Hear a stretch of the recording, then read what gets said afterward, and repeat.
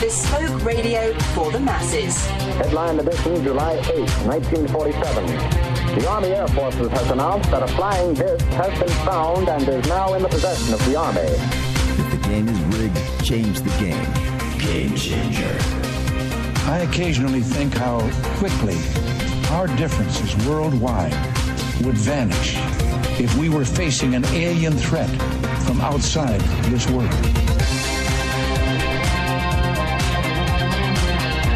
This is Fade to Black with your host, Jimmy Church, on the Game Changer Radio Network and KGRA, the Global Radio Alliance.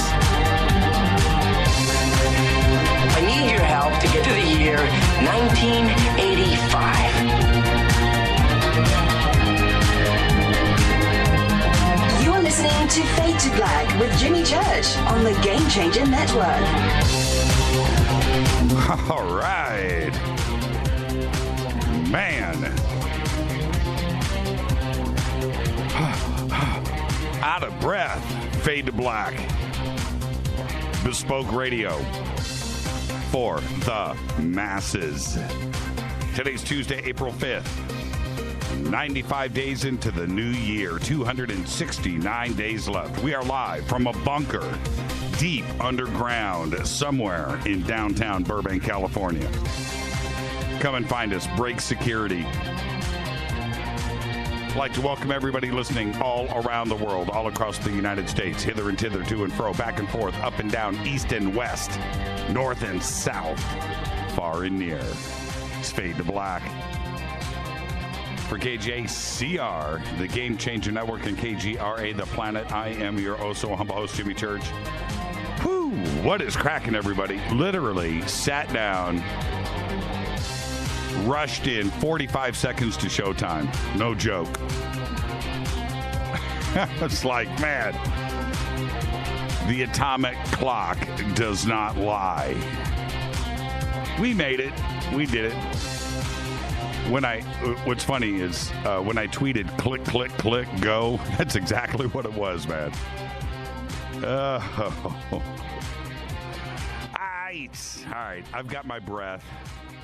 Tonight we have a very special guest. Author Mike Cleland is here. That's right. The Messengers is his book. It's an amazing book, too, as well. It's got a really cool website you should go and check out, too, as well, MikeCleland.com. Tomorrow night, George Norrie and John Greenwald will be here. And I did notice, I'm going to say this now really quick, I did notice that we posted on Saturday night a little celebration that we had over at our house. And I said, an announcement will be coming soon, but we're here tonight to, break bread and drink and with family. And everybody thought that this announcement was about George and John tomorrow night on the show. No, that is not the announcement. That is not the announcement. The reason why George and John were delayed is because both of those guys have things that they do out there in TV and radio land, and it was difficult to get them booked. And so until we could get all of the details and logistics worked out on that, we couldn't officially make, the announcement over the weekend that they were going to be on Wednesday. So anyway, what I'm saying is, long story short, is that is not the special announcement. The announcement that will be coming has to do with a TV show. Okay? All right? And we're just about ready. I'll tell you right now, I'll say this. Contracts are signed. So we're just waiting for the clearance to start making the announcements. Okay? And the celebration dinner was for that. I'm only going this far and saying this because I don't want, when you do what we did this week with the scheduling and that and what goofing around on Facebook, just sends the wrong message. I just want it to be clear. Okay, so we've got something really cool we're about to announce. We just have to be allowed to announce it, and that's what it is. Okay, all right. There you go. It's not about me hosting it, doing other things or changes on the show. No, it's not about that. It is expansion. Okay, so there you go. All right, that's our week here. Mike Clelland tonight, tomorrow night, George Norrie and John Greenwald. And what's really cool and special about tomorrow night is I've never interviewed George, and he doesn't get out there often. He does his things once in a while, but he's never been interviewed by me for you. And that's what we're going to do tomorrow night. So I'm excited about that. And it's going to be interesting.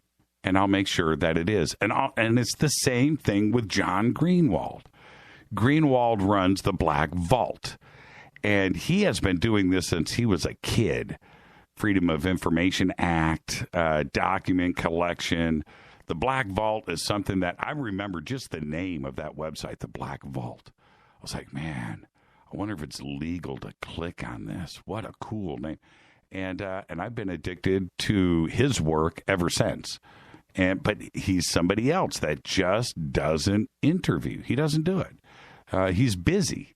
He's got his own TV shows and his own things that he does out there, and he's just a busy guy. And the Black Vault, as you know, is a full-time gig. Getting that guy on the show was tough, and I'm going to grill him tomorrow night. You have no idea. And what's funny is he's just a block away from the studio, too. He's got no excuse. But anyway, so tomorrow night's a big show for us. We've been putting this together for a long time. Okay?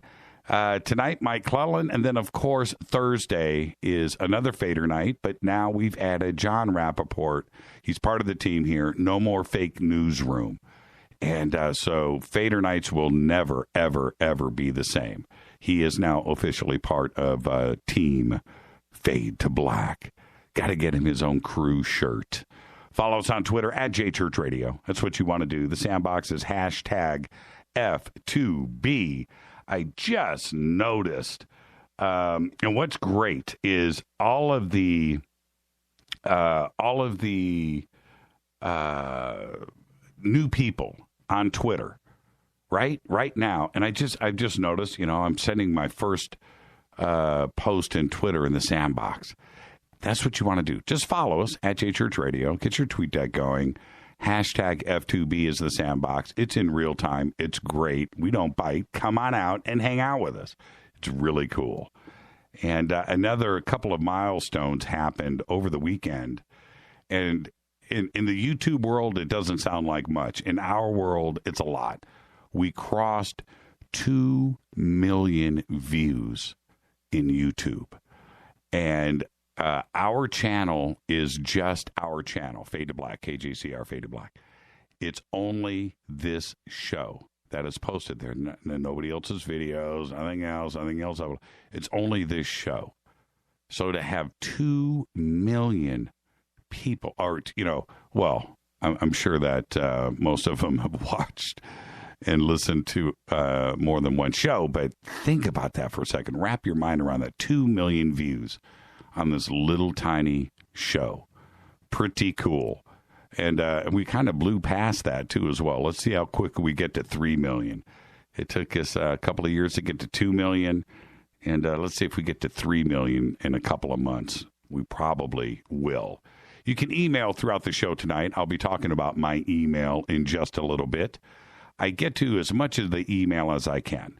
So, listen, I try to read them all, and I try to respond back.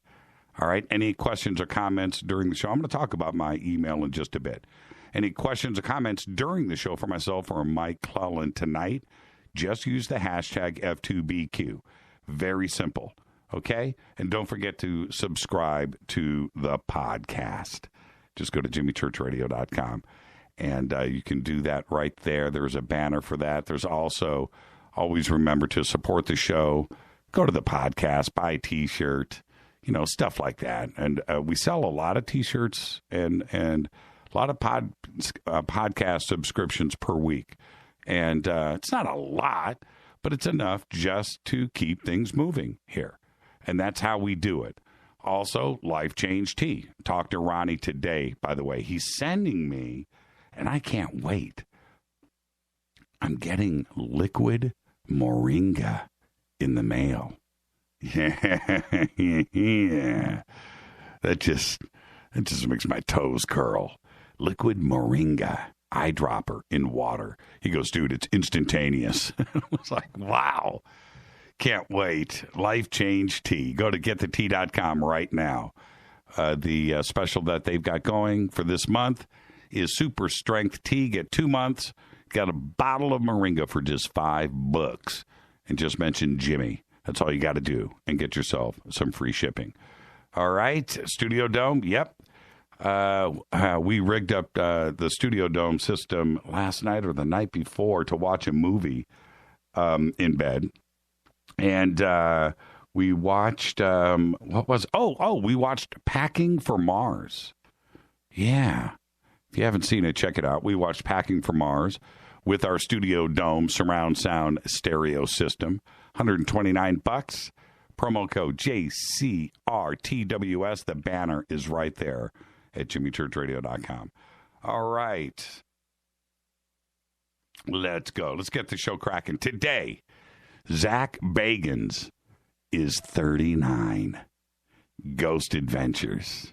I wonder how many Ferraris that guy's got in the driveway now. Zach Bagans, 39, lives in Vegas. All right, let's see. On this day in history, 1976, Howard Hughes, one of the richest men to emerge from the American West during the 20th century, dies while flying from Acapulco to Houston. Now, I remember this, and 1976 was a crazy year. It was our bicentennial year. Everything had red, white, and blue 76s on it. You guys remember that. And it was before the 24-hour news cycle. You know, it was before that. It was before we had news like that. But they broke in to regular programming all the time to report. Howard Hughes he's in an airplane. He is flying, and it was bizarre. And all of these reports about his long hair and the long fingernails, and they didn't have pictures of him, so they would have drawings of Howard Hughes on his private jet, like in a gurney with this long hair. And there you go. Man, that was a crazy time. 1976. Fader fact. Listerine was invented in 1879 as a surgical antiseptic and was later sold as floor cleaner and also a cure for gonorrhea. That, yeah. All right, I just had to do it. I got an email, and I got an email today from someone who was upset about my choice of a guest. And in the email, it was stated that the only reason they listened to this show was because I had integrity and that I was my own man. Right? But they were upset. Well, they got that part true. I have integrity and I am my own man. At least they got that part right in the email. But when someone writes something like that to me, trying to, with an agenda, I don't know what the agenda is. Maybe they're trying to make me angry, get me upset, or maybe make me cry, go out and jump in front of a bus. Whatever the reason they have in mind, I don't know. But they are not actually reading or thinking about what they are sending me. They don't read their own email. And they also don't listen to the show very much or at all.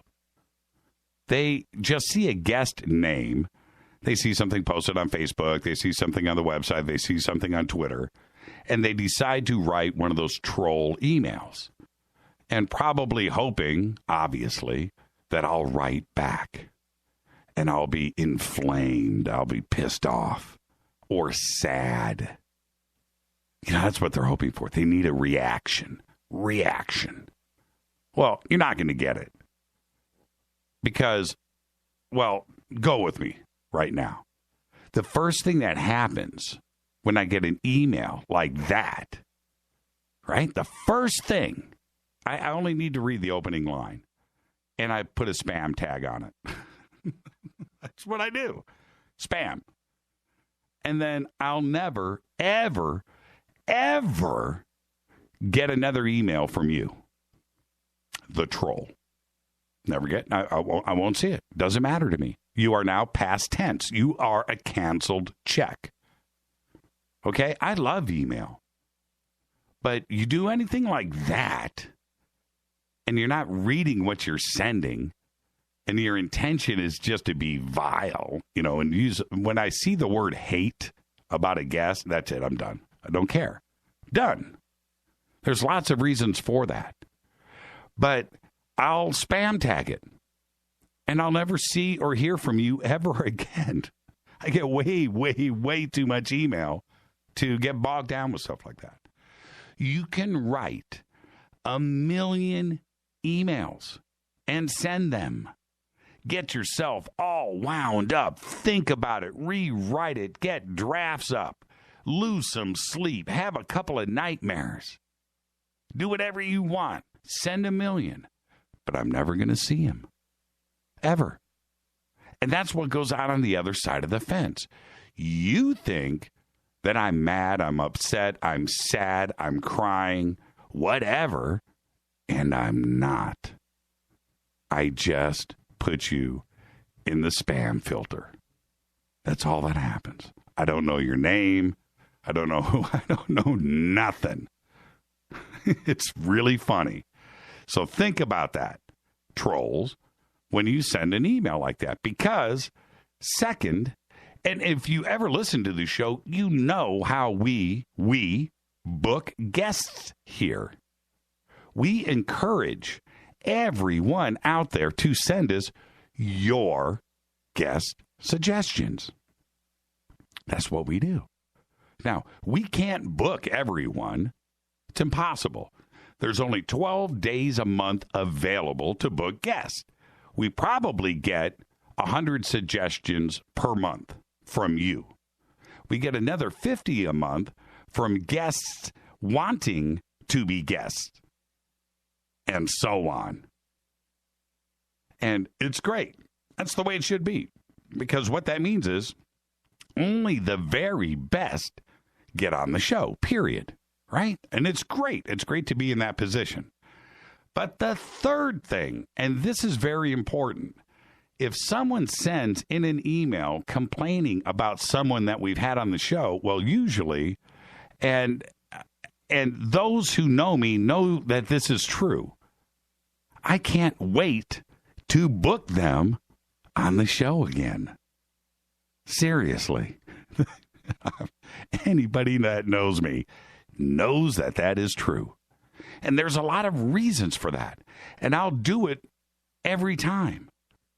I'll make sure that not only that I'll book them on the show again, on the very next show, after that, after I get a stupid email like that and I spam you and you're done and whatever, the next thing I will do, just for the sport of it, I will not, I mean, I just can't wait to mention their name in the next interview, the next show. I'll weave their name in to the next phone call that comes in from somebody. I'll work it in every time. Why? Because I am my own man, and I have integrity, and I will not bow down to nobody. Ever. The first time that I do, I'll quit. I'll have become soft. And the person that wrote that letter will realize that I'll cave into the first troll that decides to open up a new Gmail account. So when you say that I have integrity, and you say that I'm my own man, but because I booked this guest that I am not, then you need to really check yourself and think about what you're saying before you send that email. It's very important because that's exactly why I don't respond to those emails, because I do have integrity. Now, here is how you should write, troll guy or girl. This is how you should write your letter about the guest that you hate. And I hate that word hate. For whatever reason that you hate somebody. Oh, man, I hate the word hate. It's a bad, bad, bad, bad word. You can ask my daughters. You can ask our daughters, because I drill it into them since they were so small. Never use that word. It's a bad word. I don't like it. So this is how you need to write your hate mail. Something like this. Dear Jimmy, although I don't like, in fact, I really hate the guest you had on last night. I've hated them for years. But what is really great about Fade to Black is that last week you had on a guest that I really love. I've loved them for like forever. You read an email, Jimmy, on the air once about someone who really hated them, but I love them, and I couldn't believe it. I love them so much. So thank you for having integrity and being your own man and not listening to people like me. Otherwise, we would have only like 3 guests every month, and that would suck. Sincerely, Joe Troll. That is a correct email that I will read, and I will respect. Be careful what you wish for. Remember, the guest you hate is probably A, the most popular, B, the most read, C, the most viewed, and D, the most listened to. And they're probably the one I'll find the most interesting. So be careful, because that person you hate, I'll end up making you a fan of. Always remember that. So when you send that next email, I'll read it. But you want to make sure that I read the next email. You don't want to be that spam guy. All right. Are we clear, everybody? Are we clear? I'm in one of those moods. Yes. All right. After widespread calls for his resignation, Icelandic Prime Minister, now check, he should have resigned. Sigmundur David Gunnlaugsson stepped down today, ran out of town, an apparent casualty of those Panama Papers. That's right. And then Ingi Johansson, the deputy chair of Gunnlaugssson's Progressive Party, announced the prime minister's resignation today on National Public Broadcaster RUV. Johansson said he will take over as prime minister, but he said that Gunnlaugsson will remain head of the Progressive Party. Now, the former PM has been under intense pressure to step down since the leaked documents hacked from a Panamanian law firm revealed his links to an offshore company, triggering mass protests in the capital. Watch the videos. That's an angry mob right there. And I was watching, I think it was Swiss. I think the Swiss television was there interviewing him, and he gets up and, I will not resign, and walked out of the interview. And they were rioting, man, in the streets outside. And part of it is because, and this is why they're really angry, is when the economic collapse happened in 2008, Iceland was hit really, really hard. And it turned out that he and his wife were moving money around and sheltering their money while the people of Iceland really, really took it hard. Banks crashed, all of them. It was like bad. And it turned out he was part of the problem. Yikes. So there you go. Well, today, Barack Obama announced that, President Barack Obama announced that he was looking for ways to scale up the battle against militants in Iraq and Syria ahead of a White House meeting with top U.S. military brass. The president cited coalition efforts to block the highway between two cities where ISIS has gained strongholds, and we're talking about Raqqa, Syria, and Mosul, Iraq. One idea for ramping up the ISIS fight would be to send additional U.S. Special Operations Forces into Syria. As it turns out, they don't need Syrian approval. Nobody does to move troops in, but they have to with Iraq. So it's a way to skate around the system and do this right away. It's pretty spooky, and how they are presenting it. It's like in this situation, and I'm reading between the lines here, it's their way of getting troops on the ground and not having to deal with the bureaucracy in Iraq or in Washington. You just take them straight into Syria. Interesting. And we're about to see how this is about to play out. I got some really bad news. This is really trippy.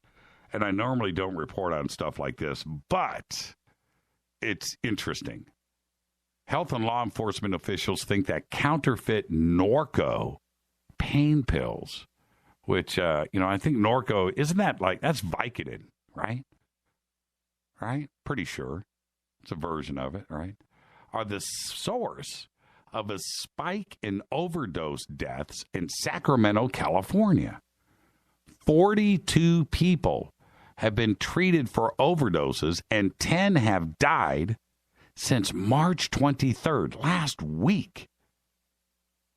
The lab in Sacramento was able to identify the pills as containing fentanyl instead of hydrocodone.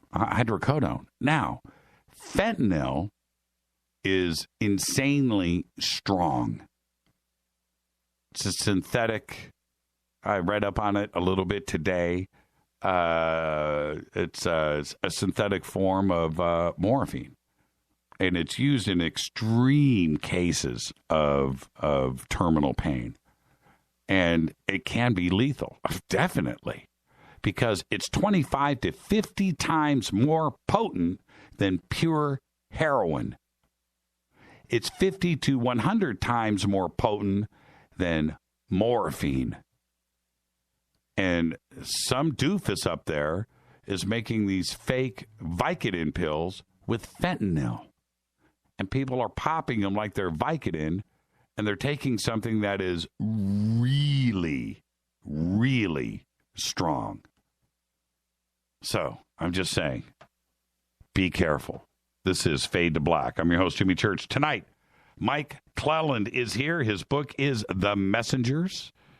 And I'm going to get in and out right now because I'm going to get Mike Clelland into the batter's box. Synchronicity and UFOs and owls. Oh, yeah. It's a great book. This is Fade to Black. I'll be right back with Mike Clelland right after this short break on the Game Changer Network and KGRA, The Planet. Follow me right now on Twitter at JChurchRadio. I'll be right back.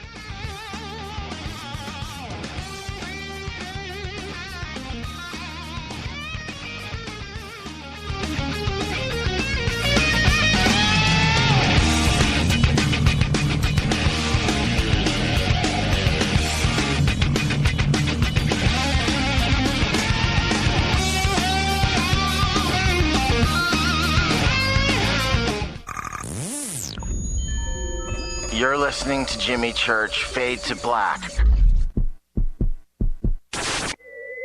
Fade to Black will now pause for alien identification. The station that talks the net. KGRA Radio. What's up, revolutionaries? It's me, Jimmy Church. Do you have an IRS or state tax issue? Well, I did, and I called national tax experts. My problems were fixed, done, fini, and man, I got to tell you, it was a relief. National Tax Experts are a recognized tax office that services clients in all 50 states. It doesn't matter where you live. Give them a call. I'm telling you, they take the time to understand each and every client's individual financial status as well as their financial goals. And that's exactly what you need, my brother, when you're taking on the evil 3-letter. So, seriously, give them a call today at 1-877-909-5444. Again, 1-877-909-5444. Or go check out their website, www.nattaxexperts.com. That's NATTAXEXPERTS.com. Tell them Jimmy sent you. Poor water quality is a major health issue, and it's only getting worse. Municipalities can't keep up, standards have dropped, and pollutants are increasing. Where does it all end? It ends by keeping the pollutants outside of your home with HydroCare's advanced systems available at Wave Home Solutions. No less than the best purification materials and processes have been developed by HydroCare to provide you with healthy, clean water for drinking, cooking, and showering. HydroCare far surpasses the competition in removing chlorine, odors, iron, lead, chemicals, limescale, and much more. Don't settle for less when it comes to your water. We'll take care of the toughest water problems for you, whether it's from a city or well source. Satisfaction guaranteed. For more information, call 888-997-WAVE. That's 888-997-WAVE. Or go to bestwater123.com. That's bestwater123.com. Wave Home Solutions for a healthy, comfortable home. 9 out of 10 geneticists agree. Fade to Black is not your father's radio show on the Game Changer Radio Network and KGRA, The Planet. Hi, this is Chase Kletsky with Fate Magazine Radio, and you're listening to Jimmy Church and Fade to Black on the Game Changer Network and the KGRA digital broadcast station, where the Fader-Knots rock. Hi, this is Rob Reiner from Anvil, and you're listening to JimmyChurchRadio.com. What's up? I'm Chris. What up? This is Kyle Massey, and you're listening to Jimmy Church Radio.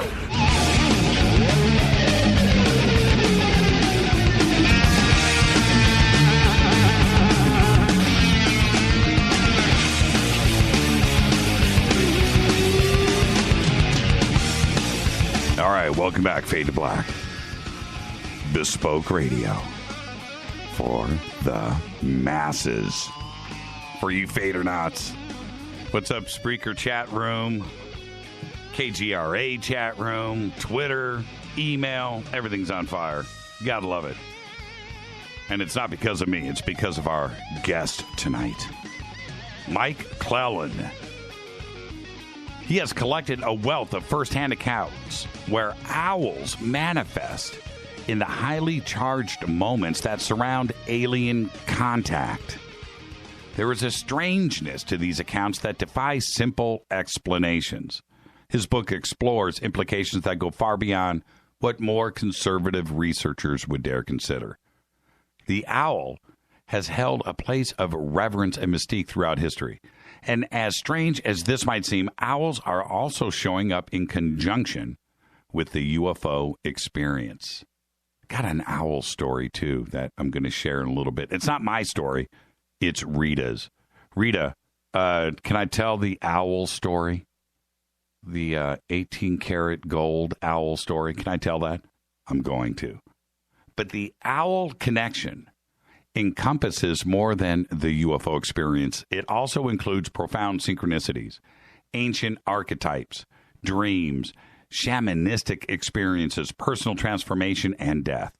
From the mythic legends of our ancient past to the first-hand accounts of the UFO abductee, owls are playing some vital role. His website is MikeClelland.com, and I would like to welcome for the first time to Fade to Black, Mike Clelland. Mike, good evening, sir. How are you? Very good. How are you? You know what's great, Mike? You get the Fade to Black first-time guest disclaimer. It's an honor. You get the disclaimer, man. The next time you're on the show, you won't have it, but you get the disclaimer right now. And the disclaimer is, it's just you and I sitting on my couch having a conversation as friends. Where we start, we start. Where we end, and we're going to end as friends. Are you ready to go? All ready, all set. All right. Now, I'm waiting for Rita to give me the comment back about our owl experience, which is an interesting one. So, but it's her story, and I will tell it, but she has to tell me that it's okay. Because fair enough. Yeah, it's interesting, and I think you're going to trip out. But for you, and I know that these experiences happened up in, I guess you would call it the Northwest. North? Or would that be Northwest?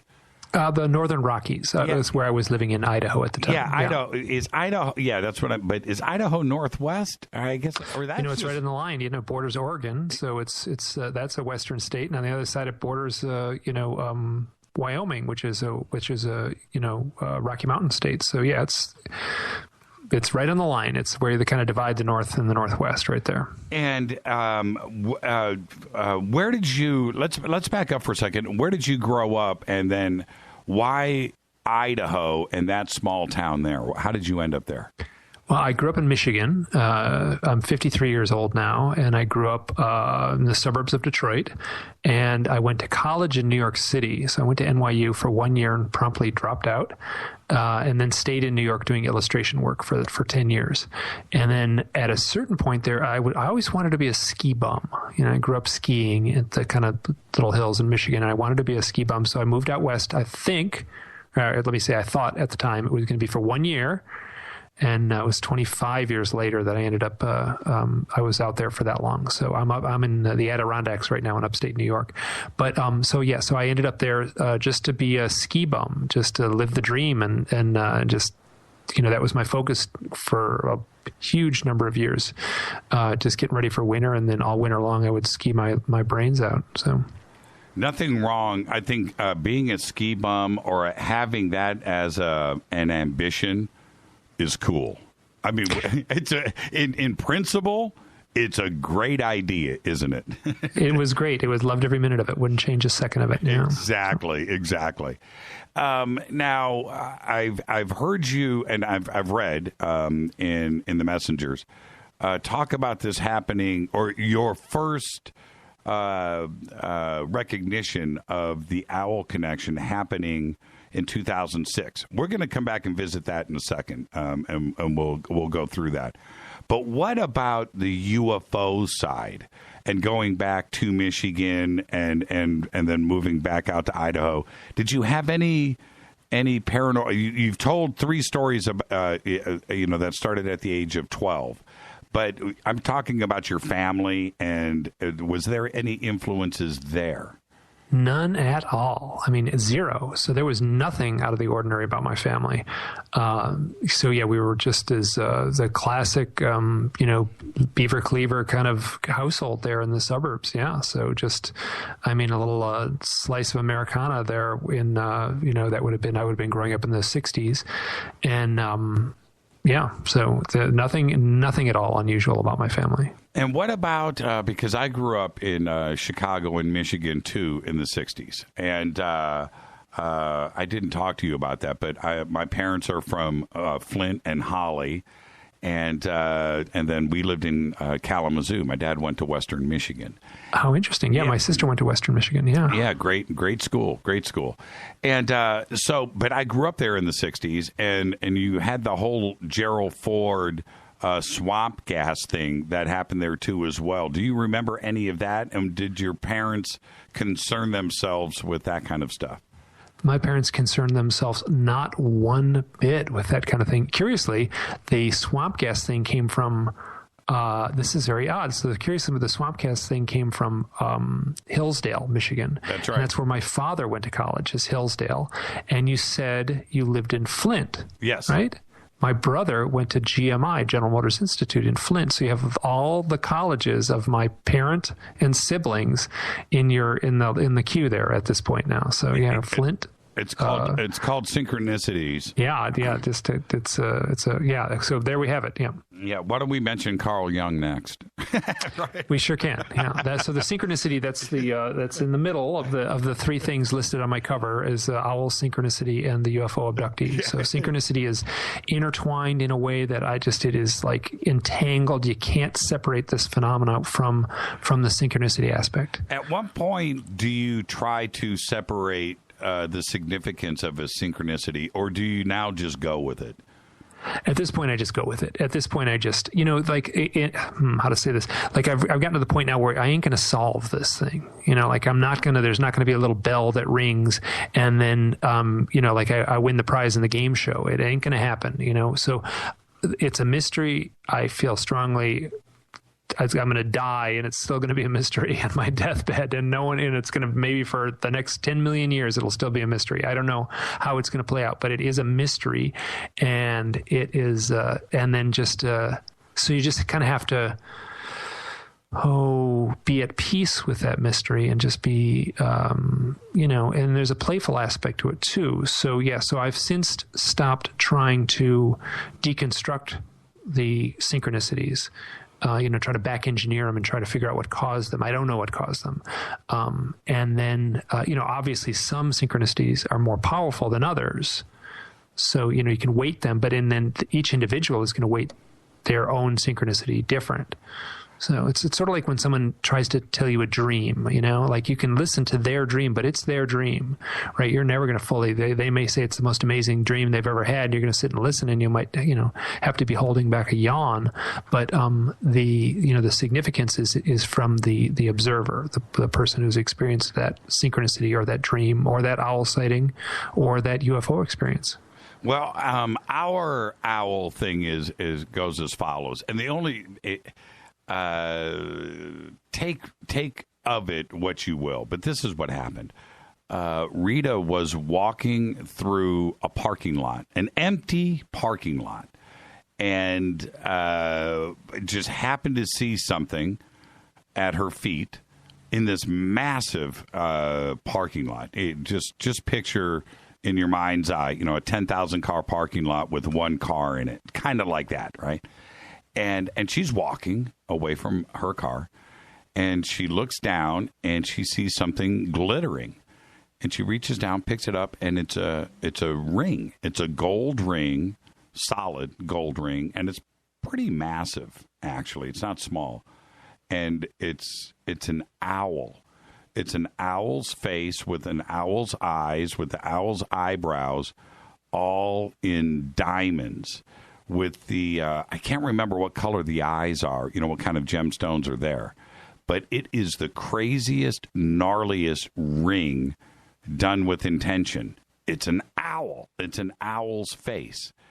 And it's incredible to look at. Now, the symbology that is there and what is behind it, we have wondered about this now for a couple of years, how it was found, how in this massive parking lot that she happens to walk, over its path, the ring found her.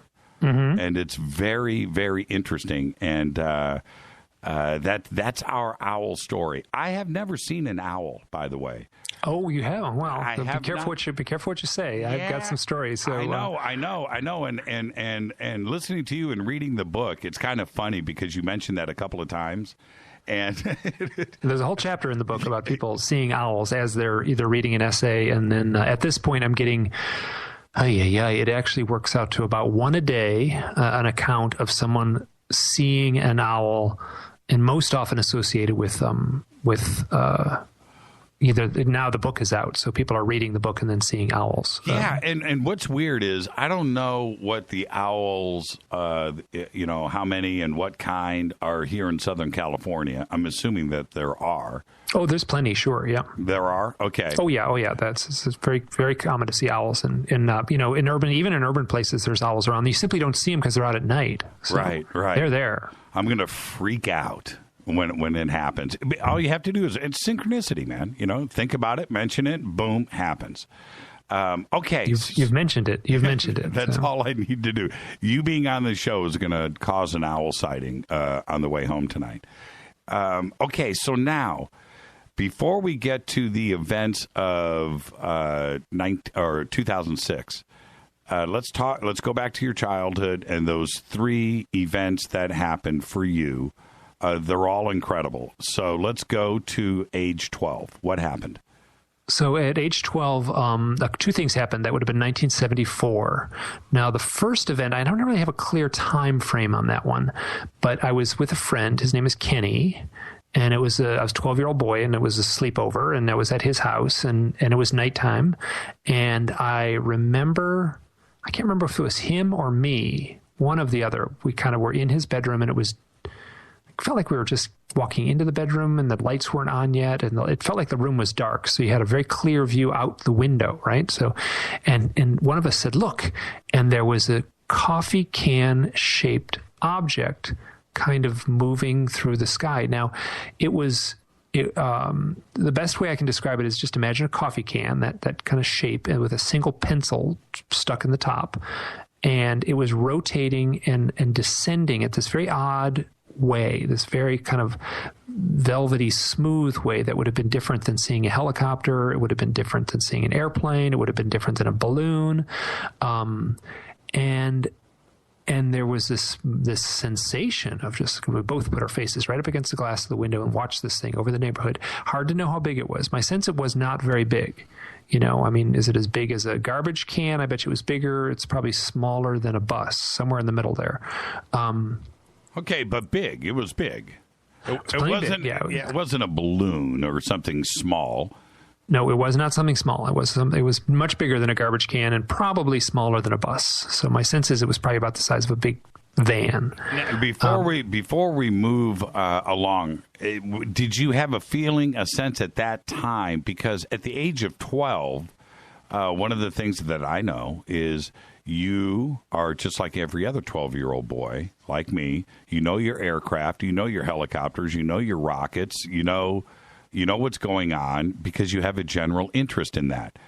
And so when you're looking at this object, were you immediately thinking, that's strange, is that us or them? Because you're trying to see what kind of aircraft it is, right? The immediate sensation was, this is not of this world. That was the immediate sensation. I didn't have to go through the checklist of this is a helicopter, because it simply was moving in such an odd, velvety way that simply doesn't transfer to any other craft. We watched it for maybe 30 seconds. Probably, I'm going to say less than a minute. It's hard to know. This is over 40 years ago now. So, moments later, I used to say the lights turned off. And now, having read so many UFO reports, I'm going to say what actually happened and it just disappeared. It just, click, was vanished, gone, nothing. And we both ran downstairs, and we both, this is interesting because I'm not sure if he said it or I said it, but we said, let's run downstairs and let's not talk about, let's draw it first. That was part of our friendship, was that we would sit around with paper and pencil and draw at the kitchen table. So there was paper and pencil already set up for us. We ran downstairs. It wasn't late as Mom was up. And we drew this thing, and I still have the drawing from when I was a 12-year-old boy. I've since done another drawing that's in the book and on my website. Actually, the original drawing's on my website too, but and I've updated it a little bit, a little more skilled illustrator in the last 40 plus years. But so the sensation immediately was this was not normal. This was not some run-of-the-mill aircraft. It looks, and I'm looking at it in the book. It looks, and you're a great artist, by the way, because there's no question about what this is. It looks almost like it's a probe. Not so much a ship as it would be like, like a probe, like we would send to Mars or something. That's fair enough. I call it a craft. I call it I don't think it's a ship. I don't quite know what to call it. Yeah. So a probe. Yep. Sure enough. That seems fair. It doesn't seem like, and it was rotating in a strange way. So it was twirling, right? So it was actually twirling around. Well, that was kind of tall and cylindrical, so it would be. I don't know. Just if I was the occupant, I feel like I'd be dizzy in the inside of it. Yeah, I would scare the crap out of me. What happened next? So then the next account from my youth would have been also in 1974. Now, this one I can date a little better because I was at a high school football game, and that's only in the autumn.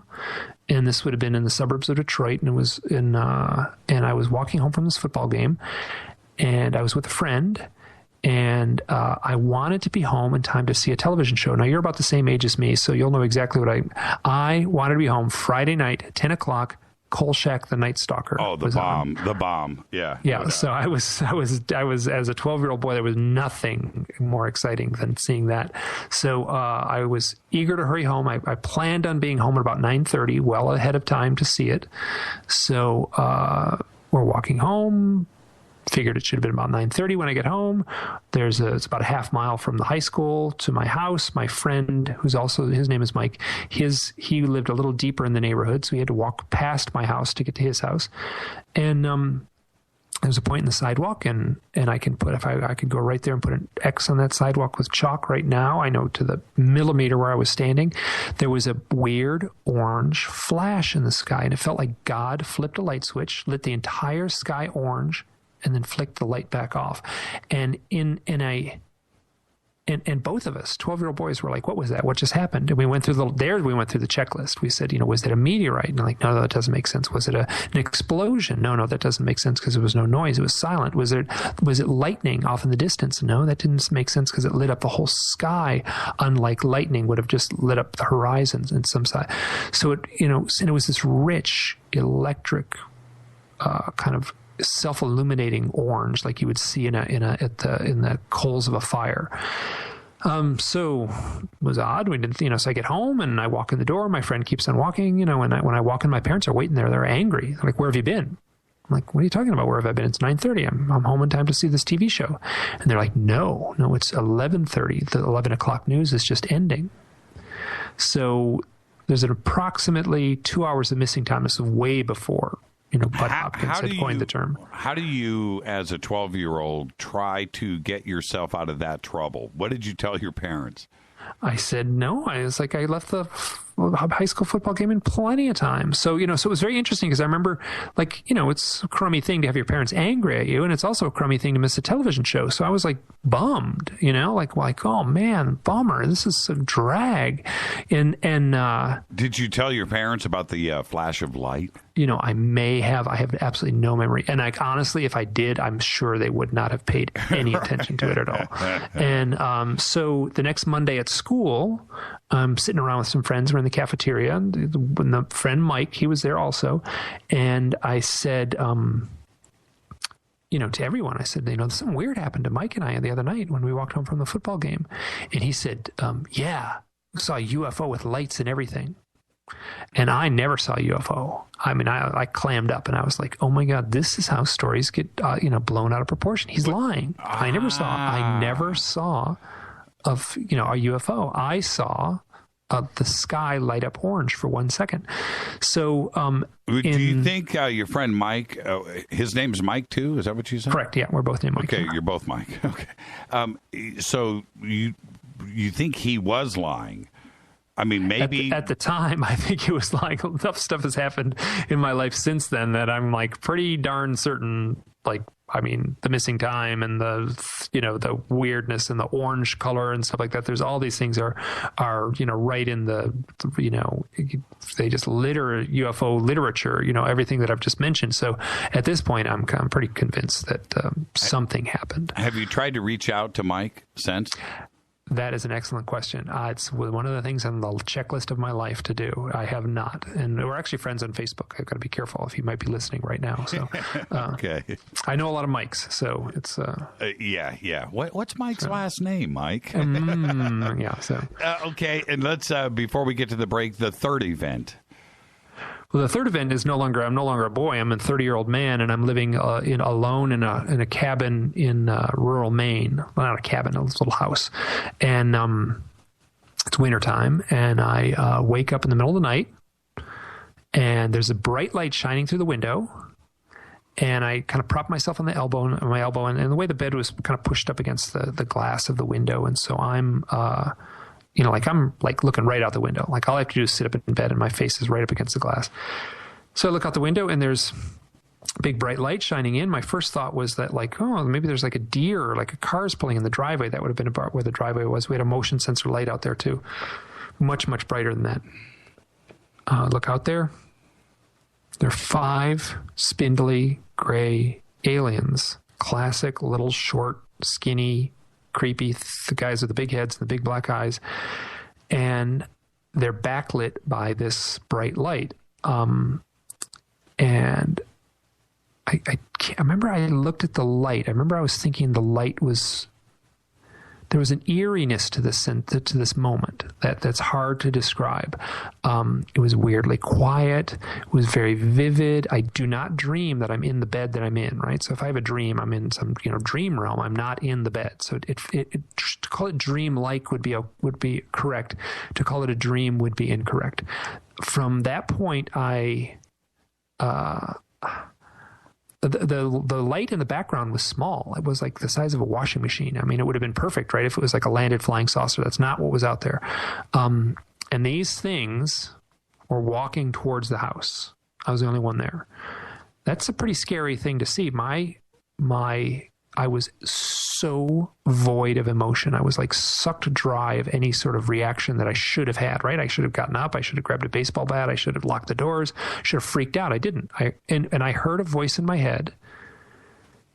And the voice was, oh yes, they're here. Now is the time to put your head on the pillow and shut down. And that's exactly what I did. And you obeyed? Well, it could have been my own voice, my own. I mean, so yeah, oh yeah. I mean, it wasn't even like I obeyed. It was just like the thought, the words, the voice in my head, and I just melded right into the pillow and fell right asleep. And the next morning, dismissed it entirely as a dream, denied it completely, never bothered to even go out and look and see if there was footprints in the snow. And then again, this is one of these things where now. It was probably, that was 1993. It was probably 2007 or so. It's over 10 years before I even entertained that something could have happened.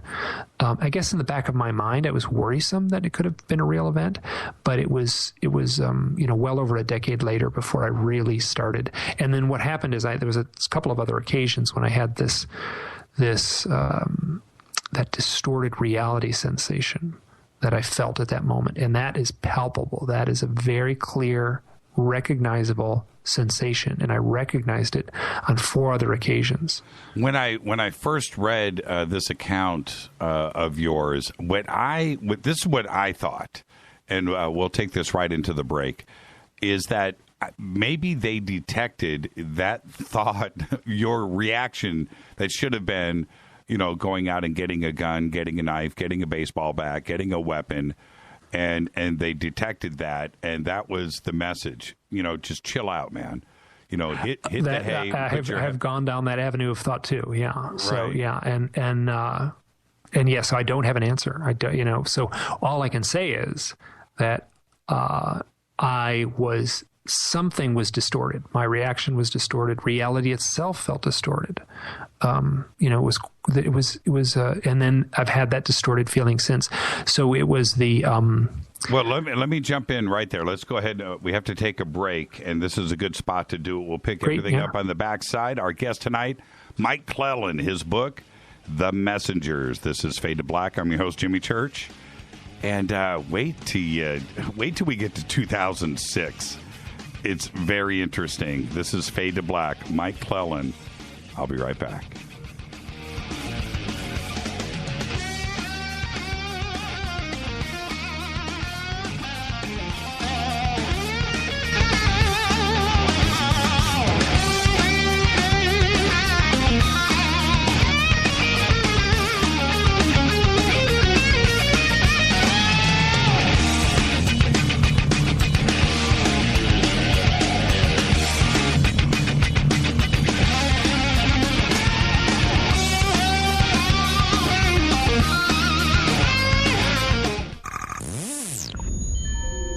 You're listening to Jimmy Church, Fade to Black.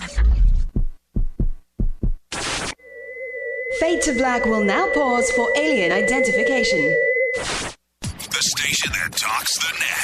KGRA Radio.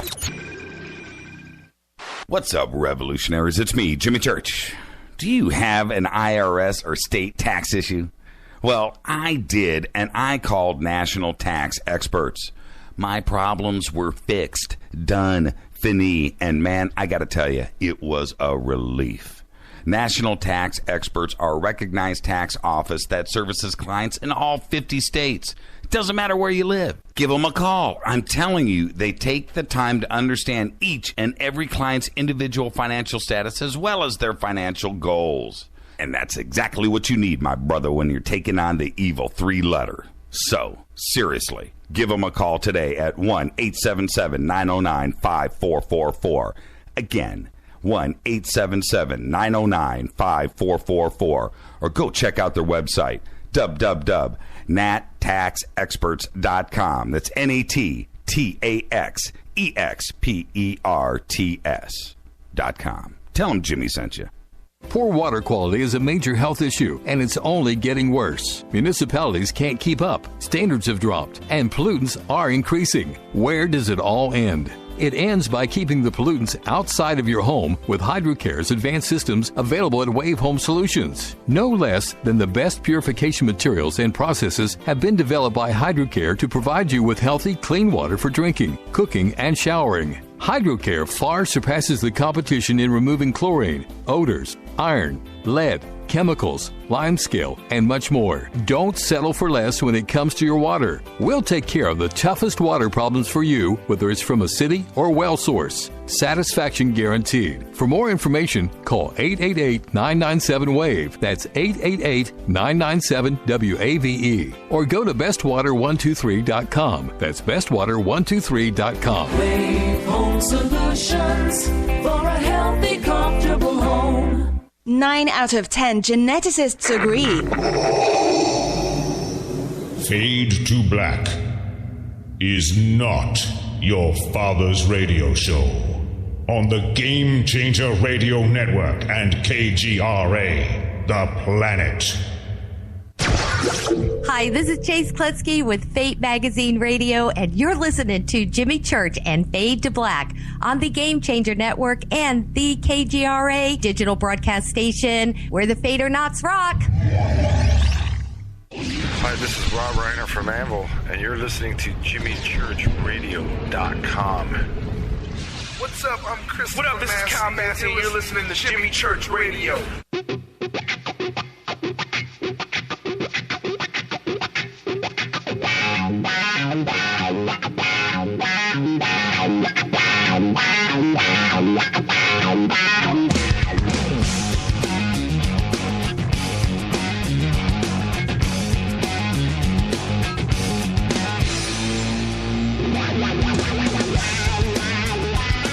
Welcome back to Fade to Black. Our guest tonight, Mike Clelland.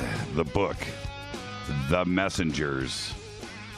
Been reading it all week, and I actually brought it from the house into the studio tonight and flipping through it while I listen to Mike talk. It's full of illustrations, and there's even some maps and some other stuff. Mike is also a great artist. And Mike, you don't really talk about, I mean, you just mentioned it, but you're really, really good, man. Oh, thanks. Yeah, well, I've worked as a professional illustrator for, that's what I did all the years I lived in New York. And after New York, there's, so most of my stuff looks pretty cartoony. So I tried to tone it down a little bit for the book there. Yeah, nothing wrong. No, I'm serious, man. And see, you're being very humble right now. No, you're very, very, very good. And just go to MikeClelland.com and don't trip when you go to his website, because it's actually 4-in-1. And why did you choose to do it like that? Have 4 websites inside of one? Well, what I did is I did it backwards. I had the 4 websites first, which are 4 little blogs, basically. Right. I also do, like, there's one of them is a camping instructional website. I did a lot of camping, and then the other one is just funny, pop art or pulp art from like the 30s and 40s, like little science fiction covers, which I thought are funny. And so that one's pretty modest, that website. So the meat of that whole thing is the Hidden Experience site, which is the blog that I started in 2009, which is, good God, that's now 7 years ago. That hurts my brain to say that. So then I just I realized like, oh, crap, I need to get my own domain. I got to get my name as a domain. So so that website is basically, I don't do anything with it. It's just a holder for those other sites. Yeah. So when everybody goes and you go to MikeClelland.com, you will actually see 4 different websites inside of that one web. You'll know you're in the right spot when you see that. Now, what's interesting is the camping aspect, because that's where we're going to go next.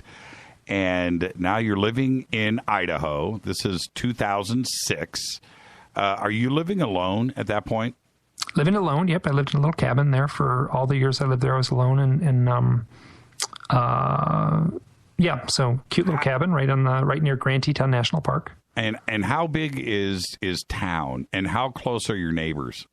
Well, I had a neighbor, right? I sort of shared a lot with a neighbor. So yeah, so you could, they could, it felt like a little country town. So yeah, so I had neighbors and I could walk to them, see them out, wave them out the window, wave hi from house to house kind of thing. So, it was a regular neighborhood, but in the town itself. But it was Idaho. It is Idaho. Yeah. Idaho it's actually, I was right near Jackson Hole, Wyoming. So it had that kind of, we were actually quite close to, a big giant mega ski resort. So, there was, up in the foothills and stuff like that, there were, big giant mansions and stuff like that. But, the valley itself where I was living is kind of on the other side of the Tetons from Jackson Hole. It's a little more real as far as being a community. And one of the things, as I let you take off with this, you like to camp, and I was listening to you once where you said that, I didn't necessarily have to take a tent, right? That you would lay out under the stars and just look at the stars as you went to sleep. That must have been pretty dramatic. Well, that's something I do a lot. So that's very normal for me. I've done a lot of camping. Like ridiculous amount of camping.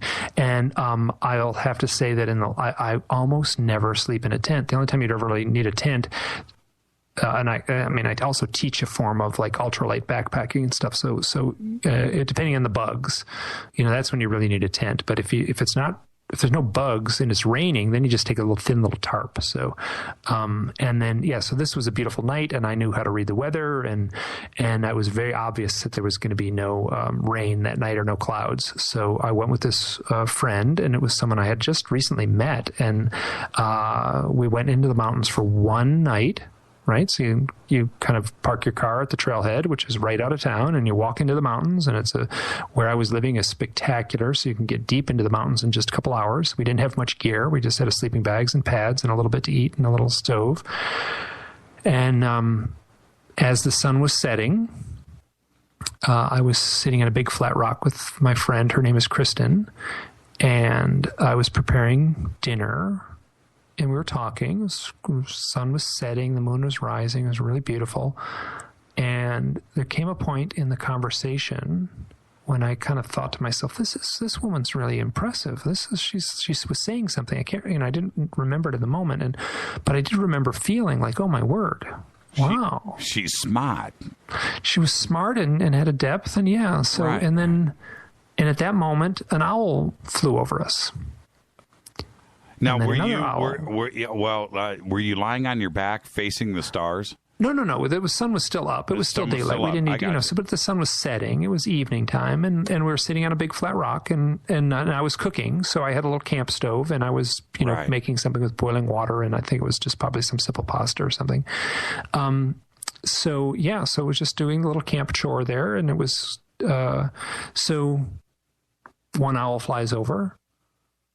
A second owl flies over, and then a third owl flew over. And then it seemed like the next, well over an hour, these owls just continued to fly around us. They would land on branches near us. They would swoop above us. They would kind of land on the ground near us and stuff. So this is where what we were seeing it was really magical. It was really powerful. Right. And when it came time to sleep, we had no shelters, so we just laid our sleeping bags down on the ground on our pads, and looked straight up into the stars. And at that point, it was dark, and the owls were still there. And so imagine you're on your back looking up at the stars. We're, it's probably about 9,000 feet in the Northern Rockies, way, way, way far away from any town to speak of any size.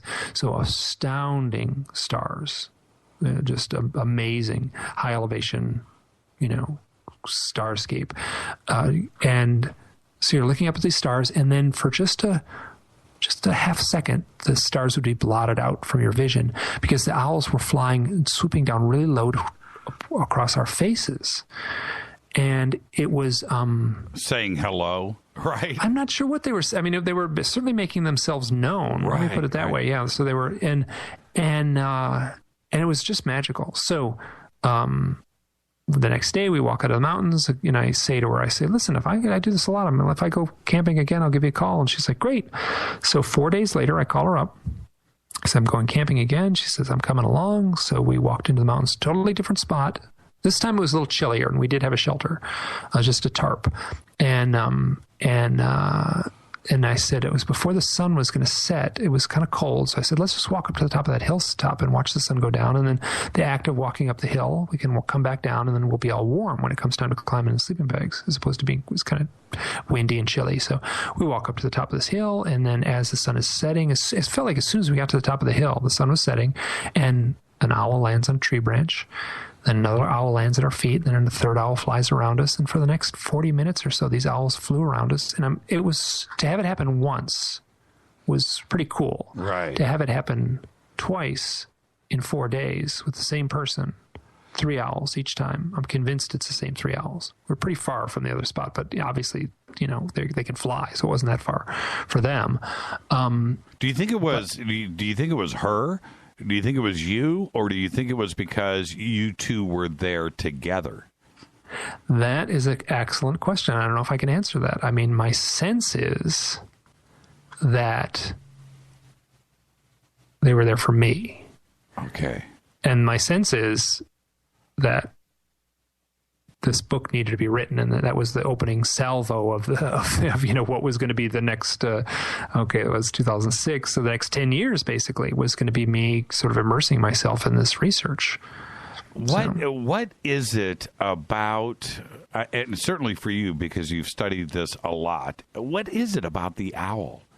I mean, it goes back forever. It's such a mystic creature.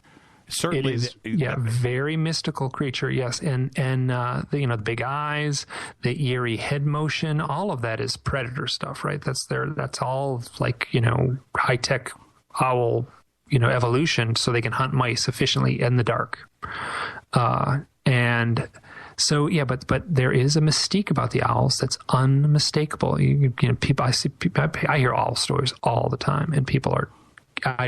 You hear it in people's voices. It's not like seeing a bunny rabbit or a deer.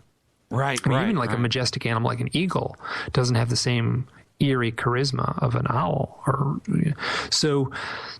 Even baby owls have that charisma. Well, maybe anything has a lot of charisma. Right. Yeah, I set myself up for that. But nothing cuter than a baby owl. Yeah. But the big owls are kind of sinister, I got to say. When you see a big owl close up, they're kind of spooky. And they do get big, too, as well. They get to about, they can stand on the ground, and if they're pushing 30 inches, that's as big an owl as ever has graced this earth. So a 2-foot tall owl is very, very big. Wow, that's insane. Big enough to do some damage. But what about different cultures? Asia, Egypt. Well, I mean, so the cultures. I mean, every culture has a myth about the owl, right? And I mean, and it's understandable why. So and I've tried to. I mean, I could be here all night if you wanted to hear about owl mythology, but what the core, the thread that runs between it. Or runs consistently throughout the lore, from ancient man to modern myths, is that the owl can see in the night. The owl can see into the darkness. The owl can fly in the dark, and everyone recognizes it. And that's the foundation of the myth, that the owl then can travel to another realm. So by flying in the darkness, that becomes a metaphor for flying to another realm. Sure. and then they have to come back. So these owls, all throughout literature, or the mythic literature, the owls are messengers. This is what they'll do. They'll travel through the night to the land of the dead, to the land of the gods, to that other realm, to the other world. And then they'll come back with a message, and I get it straight up. I mean, people will say it. That's how the book came up. I just recognized there was a word that kept popping up when people would tell me these owl stories. I say, well, it was a messenger. When the messenger landed on my porch, I knew exactly what it meant. And so you hear that enough, and that kind of became the title of the book. When Rita, so here, let me just one thing. So we got, that's, ancient man has this, and we in present day, what's his name? I'm drawing a complete blank. Sorry. The Harry Potter has an owl that delivers the mail. It could not be any cleaner. It's perfect. The owl as messenger. It's still here right now with us, right in the probably the most popular series of books in the history of publication. When Rita found the owl ring, we immediately started to look at the symbology and the mysticism behind the owl, and it was the amount of information and different groups, and how not only is, that the owl is revered, but what it actually means. And I don't even think like a lion or an elephant or a hippopotamus or just different animals out there have had that much connection tied to it like the owl. And I was not familiar with any of it until we found the ring, and it seemed like the information flooded down onto us for a reason. But it was very interesting to find out. I had no idea. And that was a challenge in a way for this book, because there was so much mythic information out there that I recognized very early on that I could cherry pick the information I wanted and make it match what I wanted it to be, right? So I hear I want the owl to have this purpose and this meaning. So I could, you don't have to dig very far. You can figure it out. You can make it happen. You can find it. So that was a big challenge for me, that there was simply too much information on the mythic stuff. How did you start to put things together? I mean, was this synchronicity? Was this through research? Obviously, you were being contacted, too, as well, from people with experiences. But how did you start to – I don't want to get to the epiphany yet. I don't want to get to the aha moment. But how did you start to put that event in 2006, right? So in the mountains with Kristen, 2 separate nights. When I saw those owls, there was a voice in my head. It was me. It wasn't an outside voice, but it was me. It was a booming voice in my head that said, this has something to do with the UFOs. And it was clear. I knew it. I didn't tell anyone at the time. I tell everyone now. It's in the book. But I mean, it was like I knew that these owls were somehow connected to the UFO stuff. And I had read enough about the screen memory aspect of UFO abduction that I was sizing these owls up. I'm like, is this a screen memory? Is this some sort of hallucination? Am I being sent to psychic waves from a flying saucer to make me think these are owls? And I'm like, nope. What I was seeing in those nights, I felt very strongly were real owls.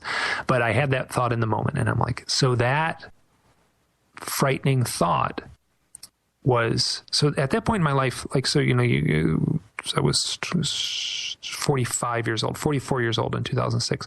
So on the timeline of my life, I'd been reading UFO books at that point, and I knew that those stories in my youth implied something, and I knew there was going to be a day when I had to look into it. So it was like the heat on the pressure cooker was getting increased slowly, and it had gotten to a boiling point at that point. And so the owls were, the kick in the pants that I needed. They were the alarm clock that woke me up, that made me look into my own experiences. Now, one more thing, I said earlier that Kristen had been saying something interesting at the moment we saw the first owls on the first night. So I got a hold of her. This had been in 2009, which was 3 years later. because I'd written it up as a little essay, and that was actually one of the first posts on the blog. And so I had written it up, posted it on the blog. But then after I posted it, I got a hold of her and I said, "Listen, Kristen, I gotta ask. Do you remember what we were talking about? What we're right at the moment of the first owls on that first night?" And she said, "Oh yes, I remember exactly what we were talking about. I was giving my most heartfelt definition of what God means to me." And that's pretty heavy, right? So that made this already mystical experience, that just pushed me over the cliff. And the implication of that, the heaviness of it, the sort of the depth to that was when the first owls showed up. I've got a bunch of other stories, not a bunch, but a handful, let's say, of people talking about God, and then owls will show up. Don't ask me why. So. And is she cool with talking to you now? And I also want some clarification here. Did you guys end up? Did you guys date? We never dated in that sense, no. So we were pretty close for a while, but it was more stormy than dating. So we were so much alike, her and I, that it was a little bit like we kind of butted heads a lot, and she was pretty headstrong. So fair enough. Did you guys only do those 2 camping trips together? Let me think. Did we ever camp again? No, I don't think we ever did camp again. Okay, so just those 2, and you 4 guys, days apart, and you guys just remained friends. But you were she was open to talking about those 2 camping trips. She's been very open about all this stuff. She actually wrote a comment on the blog on the very first post there that has that, so she wrote her own experiences as far as her remembrance of that night and such. So, yeah, so she's been very open about it. She's been very supportive. I made sure to send her the text before it went to press in the book, and she okayed it. And so it's kind of playful and fun for her. It's a pretty cool experience for her. So it's got a little more... whatever. It's a little heavier for me than it is for her. Let me put it that way. Now, the blog kicks off, and people are reading it, and we're going to get into that, too, and the responses from it. But you also had this UFO message, right, to yourself. Did you start to look into the UFO owl connection? What I did was I always had that story in the back of my head, and so when I started meeting people, at a certain point, I just became shameless. Like if I wanted to talk to someone, I'd figure out a way to get a hold of them, and I would just call them up. And so, so I would ask, met UFO researchers. I just called Leo Sprinkle up out of the blue to talk to him, and Bud Hopkins, I just called him up, and he was a little tougher to get a hold of. I sent him a paper letter, I think, first. And then I would ask them, do you have stories about owls? And the UFO researchers would say, absolutely, I have stories about owls. Oh, yeah. And then they would go on and describe the screen memory aspect of this, where people would claim to see like a 4-foot tall owl on the road. And then under hypnosis later, it would turn out to be like a sort of a hypnotic screen that was hiding a gray alien.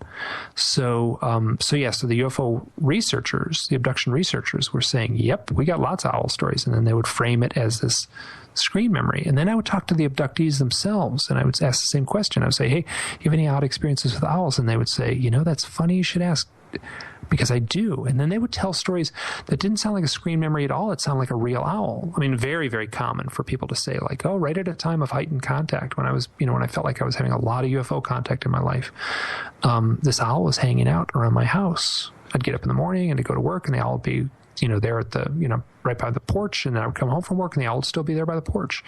I got that story a bunch. That shows up. That's very common.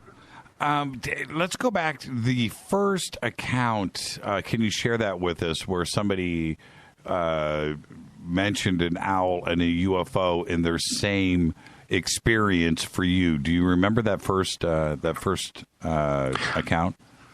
Well, the best in the first account was this fellow Derek, and he was camping in the desert, and he was sitting with a buddy, and they were sitting looking up at the stars, and this is the desert of Arizona, and then he said, look, there's an owl, and there was an owl on a tall cactus looking down at him. They both had the same feeling. It was a little bit eerie, a little bit foreboding, this kind of sinister vibe, this thing staring down at him. So the owl flies off, and moments later, a triangle UFO, flies above the campsite and just hover, not hovers, but he went to great lengths when he spoke about this with me to like describe how eerie the motion of this craft was as it flew over them, totally silent. So I have that story in one form or another a bunch of times. People like, look, there's an owl.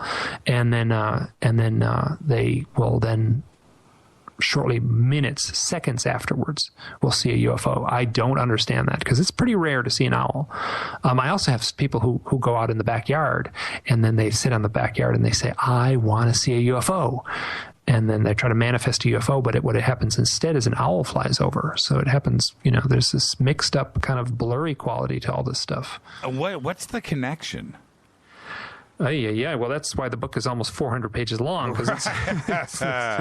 And I remember when I was working on the book, Richard Dolan, who I know you've interviewed a bunch, is the publisher of it, and so he wanted to publish this book. He'd read some stuff that I'd written and seen a presentation that I had done, and he was like, I'm going to publish this book. I'm going to do this book, and then I sent him the entire manuscript. And my cat wants to come in the door here. I'm going to have to let the cat in a second. I sent the manuscript off to Rich, and he's about halfway through, and he's like, Mike, I love this book, but when do you sum it all up? When do you get to the conclusion and explain what it all means? And the sad thing is like, well, it doesn't really happen. I wish I could come to a conclusion. So with the UFO owl connection, as far as I can tell, is a... I'd almost say, if you have a UFO sighting, who do you call? Do you call MUFON and have them come in, and then they'll ask questions about, what time did you see it and how big was it and which way was it traveling in the sky? Or do you call the shaman from the local, reservation nearby and have them come and then ask the questions about the sighting? I mean, they would ask completely different questions, like, what were you feeling at the moment? How has your life changed? What's become of you since the sighting? Those are the questions a shaman would ask. So my sense is that we're dealing, like the owl thing introduces that aspect to it, where it forces you to really look inward. And that would be, in essence, the totem of the owl would be the symbol of transformation. So people change after these experiences. Well, and there's also the other aspect, right before an earthquake, cats, run into walls, right? And animals freak out and they know. And then a couple of minutes later, something happens. And could it be that there is some intrinsic connection that we don't know between E.T. and the owls are letting us know that something is about to happen? Start looking to the sky, look around you. Yes, and I that's a really fruitful avenue of speculation, because think about it, right? There's no other animal on Earth really with as good a night vision and as good of hearing. So what are they seeing? What are they hearing? Are they hearing the UFO and then fly to it just like a giant dog whistle? Are they somehow perceiving a warp in reality where the UFO will glide in through this paranormal window? I don't have an answer. So that's a great avenue of speculation, and I talk about that at length in the book. Are the owls simply they're physiologically reacting to the presence of a UFO? And there's one story in the book where people are driving down the road. This is, I actually asked Jacques Vallée, do you have any owl stories? He says, yes, I have one. Oh, and he hold on, save that for after the break. I want everybody to hear this. It's pretty interesting. And let me do this. I got to click a couple of things. Our guest tonight, Mike Clelland. And the other thing, was the owl domesticated by E.T.? Maybe dropped off here. They know what's going on. I get so many different ideas out of the book. Our guest tonight, Mike Clelland. The book, The Messengers. This is Fade to Black. More with Mike right after the break. Stay with us.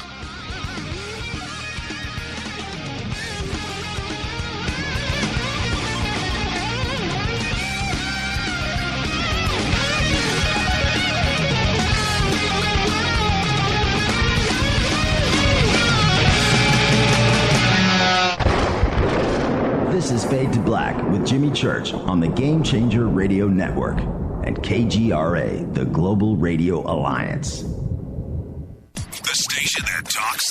left. KGRA Radio. Hello, I'm Katie, and you're listening to my main man, Jimmy Church, on jimmychurchradio.com. Hi, this is Ray Hobbs here, repping the planet, and you're listening to my good friend, Jimmy Church, Fade to Black, on the Game Changer Network and the KGRA digital broadcast station. Hey folks, Life Change Tea here, reminding you that colds and flus suck. Feeling lousy sucks, and allergies really can be annoying. What if you could change that? What if you could drink something that changed the sick and tired scenario? Well, you can change how you feel with a little help from Life Change Tea. Life Change Tea is a drink you make, you control, and you drink. There are 8 organic herbs that blend together and give you what you need to fight the flus and colds of this world. Less sickness is more relief. Life Change Tea can help with high blood pressure, constipation, high cholesterol, and much, much more. Just by drinking the tea. Read the numerous testimonies at getthetea.com. If you're tired of feeling lousy, order right now at getthetea.com. That's getthetea.com. Or you can call us at 928-308-0408. That's 928-308-0408. If you've heard this commercial more than once and someone's trying to tell you something, it's time to get well. Getthetea.com. Imagine no longer being tied down to your computer, but having the freedom to take live talk radio with you anywhere you go. TalkStream Live introduces our first ever iPhone application. The talk shows you follow now follow you, and your iPhone is now the fastest and easiest way to stay connected to the best talk radio on the internet. Let TalkStream Live transform the way you listen to radio. Listen to live talk shows 24 hours a day, 7 days a week. Mobile talk radio from TalkStream Live. Now available in the iTunes App Store. This is Toby Kebbell. You're listening to jimmychurchradio.com. Don't hurt me, Jimmy. I'm only little. Hey, I'm Adrian Grenier. And this is Ari Gold. We're the Honey Brothers. Yes. We're of the Honey Brothers. Hey, I'm Adrian Grenier. And I'm Ari Gold. We're the Honey Brothers. And you're listening to Jimmy Church. The Revolution. What's up, Fadernauts? Studio Dome loves Fade to Black and the F2B audience so much that they have put together the ultimate stereo Bluetooth system. They've done it just for you. Man, check this out. The Studio Dome SBB2 stereo system is here. It's featuring 2 Studio Boombox 2 SBB2 wireless Bluetooth speakers, packed in its own custom hardshell case.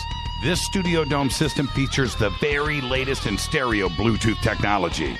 The 2 full-range boomboxes are in true wireless stereo. You've got to hear this. It's amazing. It's just $129, and use the promo code JCRTWS, and you'll also get free shipping. It's simple. Just go to jimmychurchradio.com, click on the Studio Dome banner.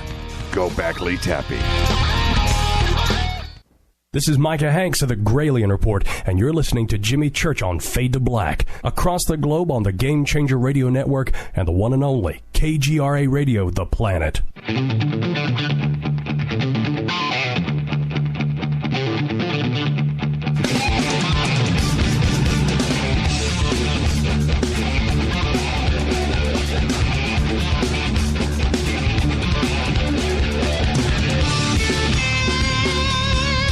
Welcome back to Fade to Black.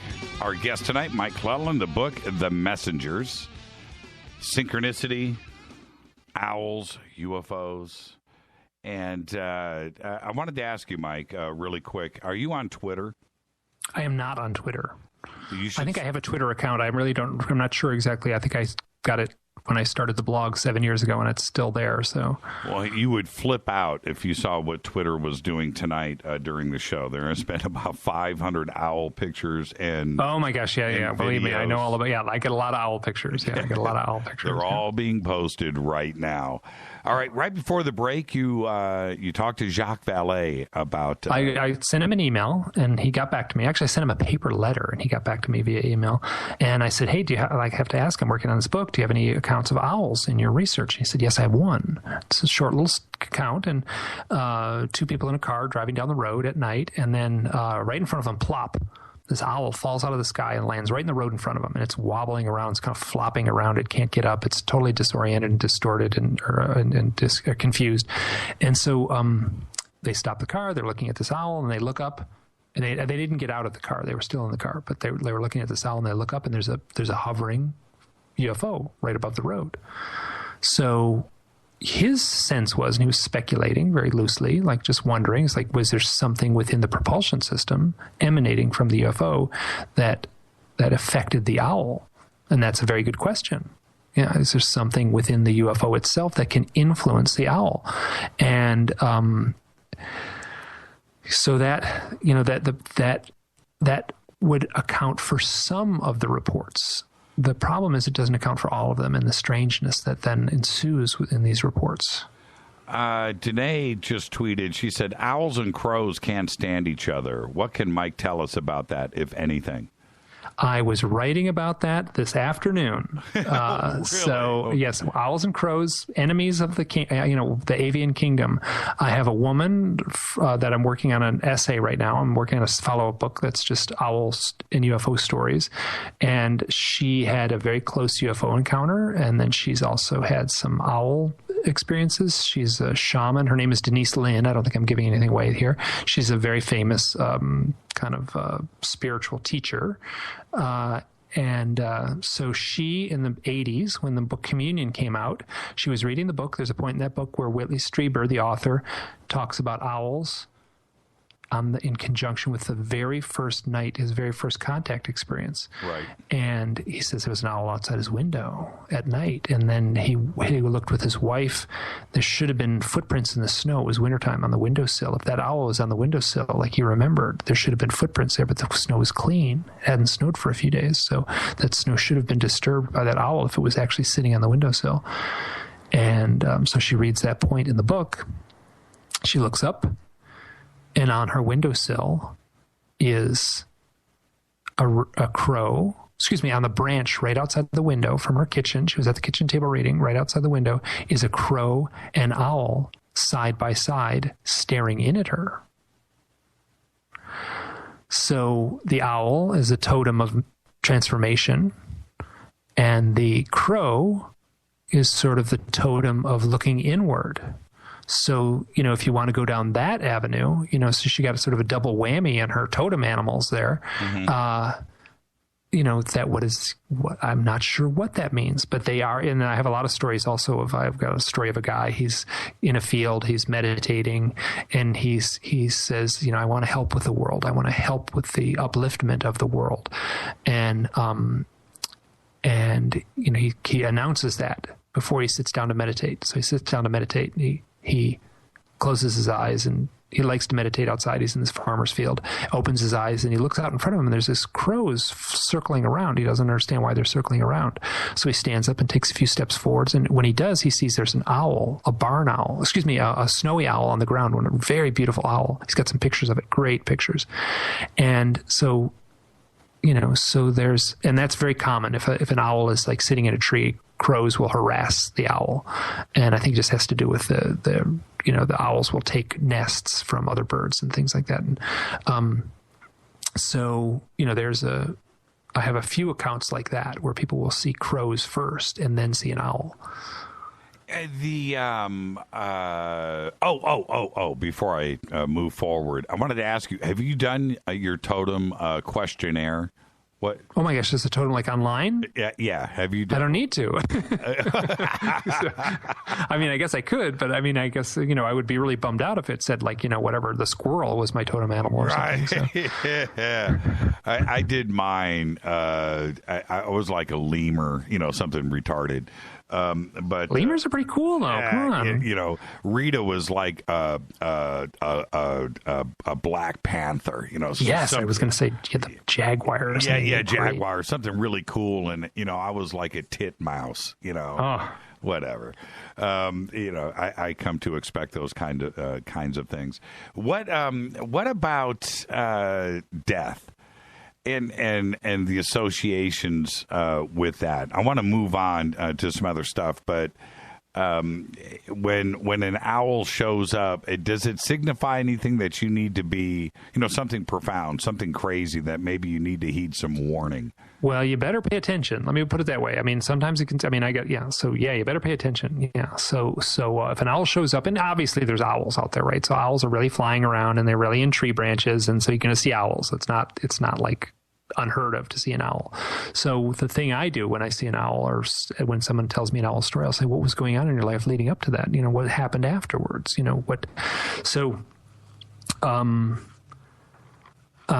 I'd been doing the research and documenting all this stuff, and I had all these files, and everyone said, oh, owl is the totem of death. Owls show up around death. I'm like, oh, great. Okay, well, I hear that. I don't have any examples of it. And then I get this, because all my examples were UFO stuff, owls showing up around UFO things. So I get this guy, he calls me up and he says, oh, my wife, her father died. And she was at the hospital when he died. And then afterwards I went home to get some clothes, because we were going to have to do some formal stuff and do arrangements for the funeral and everything like that. And we didn't have the clothes. So I had to drive home to the house and then come back to the hospital. In doing so, I had to drive past her father's farm. And when he did, there was an owl on the telephone pole looking at the farm. Now, this is something I hear a lot, where people will say, oh, that was him. That was Grandpa. Oh, that was her father. I guess that was her father looking at the farm for the last time. He just said it straight up. And then what happened was I said, oh, that's really interesting. I kind of was like, yes, I finally got the story that I've been waiting for, the owl associated with death story, because all of them had been UFOs. And then he exchanged emails a little bit. He says, hey, your site is a UFO site, huh? I'm like, yeah, we do UFO stuff on my site. Yeah, why? What's up? And he's like, well, my wife would channel the Ashtar command. And so, on the sort of more new agey fringe aspect of the UFO phenomena, but it's very much tied into the UFO thing. His wife had since died, and so I never got a chance to talk to her. But so there's like I got my first owl and death story, and it had to do with someone who's had UFO contact. And that happened over and over and over again. I get these great stories about owls and death. Someone sees an owl, the phone rings, that someone's died, that kind of thing. And then I ask the person, it's like, well, have you had any UFO experiences in your life? Oh, yeah, missing time, men in black coming to the door, lots of UFO sightings. And I'm like baffled how, and my sense is that this stuff is presenting itself to me. I realize how arrogant that sounds, but that somehow in a synchronistic way these stories are arriving in my lap. Well, you became the guy. Yeah, I have become the guy. Yeah, if you go online and Google UFOs owls, I'm going to come up. I'm going to be like the first 7 listings on the top of, so if you're in Finland and you've had a UFO sighting in conjunction with an owl, and you scratch your head and what does that have to do with anything? It's 2016 now. You go online, you Google it, and if you Google, you're going to find me, right? And so people send me these stories. It's been so powerful for me. I can only imagine how many stories and contact that you get just throughout an average day. It's about one a day through email. Yeah, that's crazy. But you multiply that by, it's been going on for 4 years. So let's round that off to 300 a year times 4. That's 1,200 owl accounts. And I work really hard to follow up on it. It's actually a lot of it's a lot of work to I want to hear this. I want to talk to these people. I want to ask them questions. I want to find out I want to ask the shaman questions is what I want to ask. What were you doing leading up to this? How has your life been afterwards? And I want to hear some stories. Okay, we only have 15 minutes before the break. Share some of these of the 1,200. Let's get your top 3. Yeah. So owl UFO. I just got you know what? I know one. I know one. I'll let you tell the story, but the one with the owl that would follow the lady to work. Oh yeah, so this is a side-by-side story. This is in a chapter called side-by-side accounts. So, this is a little bit longer of a story. So someone gets a hold of me. They send me an email. Her name is Shauna Holm. She's written a book. She's a shaman, and she says, "Mike, we got to talk. Owls, UFOs, we got to talk." So she tells me this beautiful story where she had, as part of like a shamanic ritual, taken a big dose of mushrooms, and this giant white owl appeared in her bedroom, like 7 feet tall. All the room turned white. The entire interior of the room was covered with owl feathers and stuff. And this owl said to her, it's very interesting. She's the same age as me, almost exactly, and I'm very close to your age. And the owl said to her, "You are no longer woman who yearns. You are a woman who knows." So it was like this point in her shamanic where like she had crossed the line from seeker to knower. Yeah. So, and then she's had other owl experiences. That was on a Monday. Tuesday, I get a call from someone who says, there's a friend of mine. You need to talk to this woman. She's got the best owl story I've ever heard. And so great. So I get a hold of her, and her name is, I'm going to use a pseudonym, Leslie. She's asked me not to use her real name. She's had a lot of UFO contact in her life. Lots. The classic stuff. She's actually doing therapy work right now to help people with their contact experience, their own contact experience. Her focus is on the UFO abduction. But she had been, her son was 9 years old at the time, and her son was showing like aptitude for psychic skills. She was recognizing this. So she sat at the picnic table in the backyard, and she pulled out the cards and like said, "Okay, guess what the next card is going to be?" And the boy was doing really well. And they would play a little game with the cups and the peanut under the 3 cups and pick which cup has the peanut under it. And he was doing really well. So at this moment, this is so interesting. So at the moment, this is what like the shaman question, right? What were you doing when you saw the UFO? Now here's the question. What were you doing when you saw the owl? She's giving her son psychic tests. At that moment, a white owl shows up on a branch.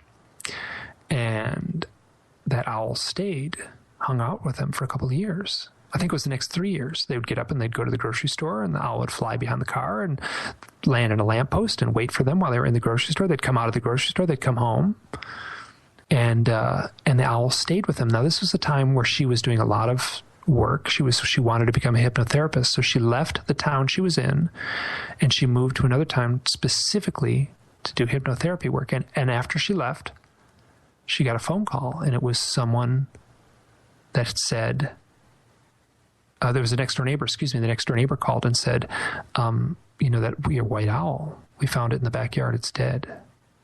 And her sense is it had done its life's duty, been with this woman, escorted her, been her totem animal, her spirit animal, her and her son, and then just after its job was done, it simply died. That was her sense. She's got some great owl stories. She's got some other ones that are remarkable.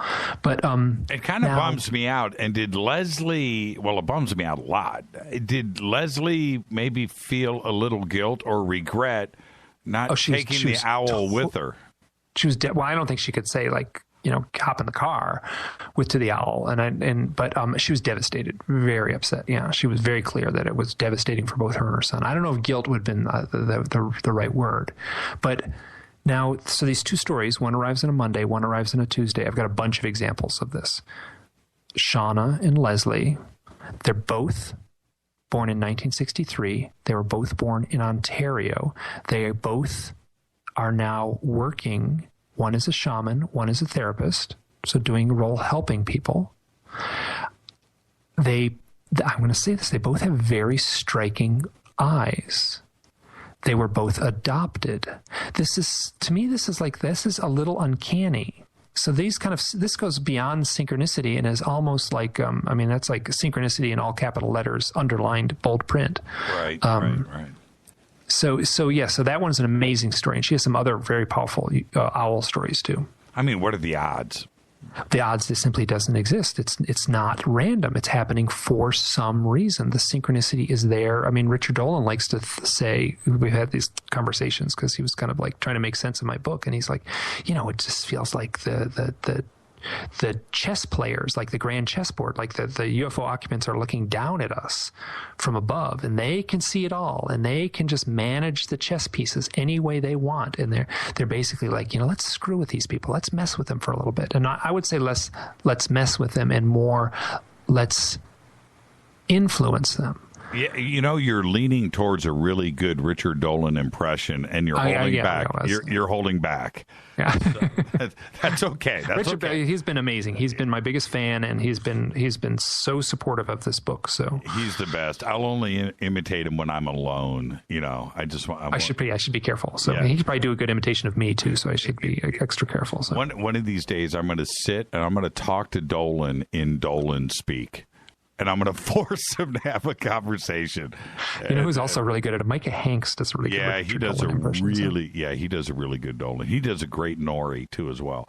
Okay, the 11/11 story. Oh, which one is this?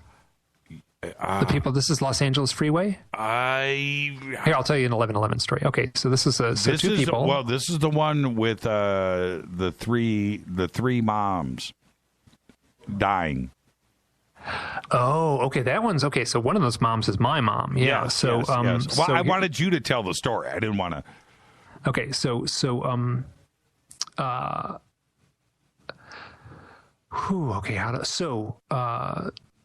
Suzanne Chancellor, who you interviewed a few weeks ago, gets a hold of me, says, you need to talk to this guy, my friend Lon Friend. He's got a great owl story. And he's a friend of mine, too. I've known Lon. I was going to ask that. When you played the bumper music, you were playing this kind of like ripping kind of guitar music. I'm like, oh, this guy has to know Lon Friend. Yeah, okay, so Lon Friend, who you know. Yes. For 30 years, at least. Great. Okay. Why does that not surprise me? Okay. So I call him up. He actually has a podcast called, I can't remember the name of the podcast. And he talked about this. So I listened to that first. I got a hold of him. Asked him a few questions, talked to him on the phone. His mom died in the summer of 2013.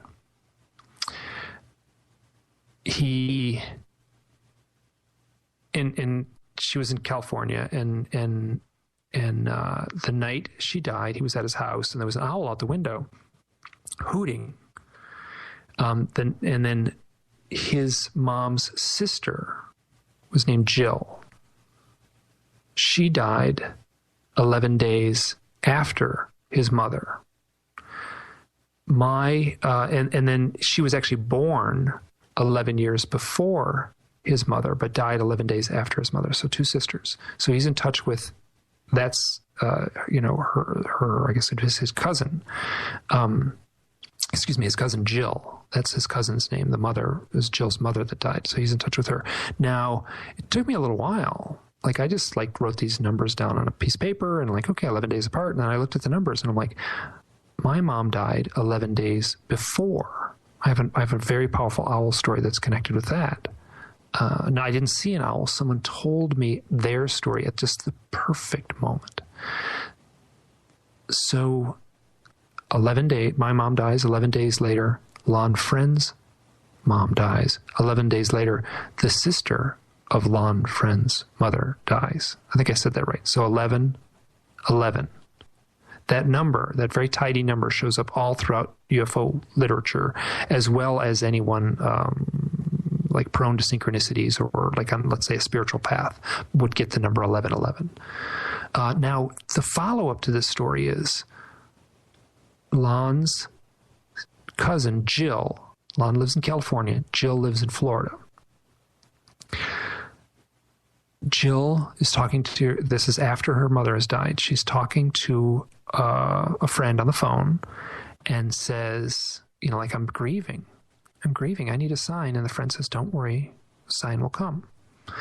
The next morning, she goes out into the garage and she moves a bucket, which is so funny. A bucket is like another death metaphor, right? Kick the bucket. So she moves a bucket, and behind the bucket is a little owl staring at her. She didn't know how it got in the garage. She also said later that it was it's basically her husband's garage. He's got all this stuff out there, and she's got one shelf, and that was the shelf that the owl was on. She did something that I've heard so often. I mentioned it earlier. She spoke to the owl as if it was her dead mother. She got on the phone with Lon friend. She took pictures of it. Lonnie, look, it's Mom. It's a picture of an owl. It's Mom. She's here in the garage. And she's talking on the phone. Like, Lonnie, like, oh, excuse me, Mom, I'm talking to Lonnie. Lonnie's on the phone right now. I don't even... The next morning, just the next morning, the owl is still out there. Excuse me, no, she went to Thanksgiving dinner. It was Thanksgiving night that happened. So she went to Thanksgiving dinner. She got back Thanksgiving night. The owl was still in the garage. She said, Mom, I got the message. I know you're fine. I got the message. Thank you. You can leave now. And that little owl flew away. So these are that doesn't have anything to do with an owl feeling the psychic emanations coming off a UFO. There's something more powerful and more interwoven into the human spirit with these stories. Yeah, I'm speechless. I don't even know how to respond to that. That's incredible. And that's a real experience. That's a real experience. Yeah. This and that one, and I have this fellow named Chris Bledsoe, an abductee, has been very vocal about it for a time. He's been sort of quiet in the last year or so, but and I met his father at his house. So he's got a lot of owl stories. I went to his house and he had a very profound UFO sighting, really freaked him out. It was a year that he basically stayed in this back room. And I visited him at his home. And he did not know I was the owl guy at the time. This is going back a couple of years ago now. And he said, right out that window there, right after that event where I saw those UFOs and saw those beings and had that missing time, right out that window, there was 2 owls that lived in that bush. This bush pushed right up against the window, right, almost blocking the window from any sunlight. It was like, that bush right there? You stayed in this room for a year and there were owls right in that bush. I said, yep, the whole time, 2 owls right in that bush. So he's got a bunch of stories like that. Now, his father dies. He goes to the funeral with his family. He's got a big family, wonderful family. They're all in the limousine. They're pulling out of the cemetery, right? So they're actually driving down the cemetery, out of the cemetery, pouring down rain, miserable weather. There's one branch on one tree that's drooping down low, and it would have been the only branch really that would have afforded a view for everyone in the car. And on that branch was a great big owl in the pouring rain. And everyone in the car had the same sense. That's Dad. That's Grandpa. They knew it. What is it about 1111 or 111? I don't get it, and it's something that I've talked about a lot on this show. And 311 too is the other one for me personally, but. For me, it's 1, 2, 3, 4, or 1, 2, 3, 4, 5, or 1, 2, 3. My partner Andrea, for her, it's 33. She gets it So here's I can't answer what it is. I mean, you can only sort of dance around and speculate in these maybes, and I'd rather just. So here's the story. A woman and her partner, both of them have had a lot of UFO experiences. They go to Barbara Lamb. You must be familiar with Barbara Lamb. Sure. So Barbara, she has a support group meeting she runs. So there's this total urban Los Angeles. They're driving down the freeway. Then they come home. They're coming home from a UFO support group. Both of them have had UFO contact experiences. They're talking with each other. They're talking about God. And an owl flies right in front of their windshield on the big Los Angeles freeway. And at that moment, they look at the first thing she did is look at the clock, and it was 11:11. Yeah, I don't get it. And right as you were saying that, this tweet pops up. I'll roll back here. Every time I look at the clock, it's 11:11. And somebody else just tweeted, is anybody else seeing 11:11? A lot lately, and that tweet just blasted by right as you started to mention that. All right, let's take our break, and then when we come back, we're going to do a conclusion with Mike Clelland. The book is The Messengers. This is Fade to Black, bespoke radio for the masses on the Game Changer Network and KGRA, The Planet. More with Mike right after this short break. Stay with us.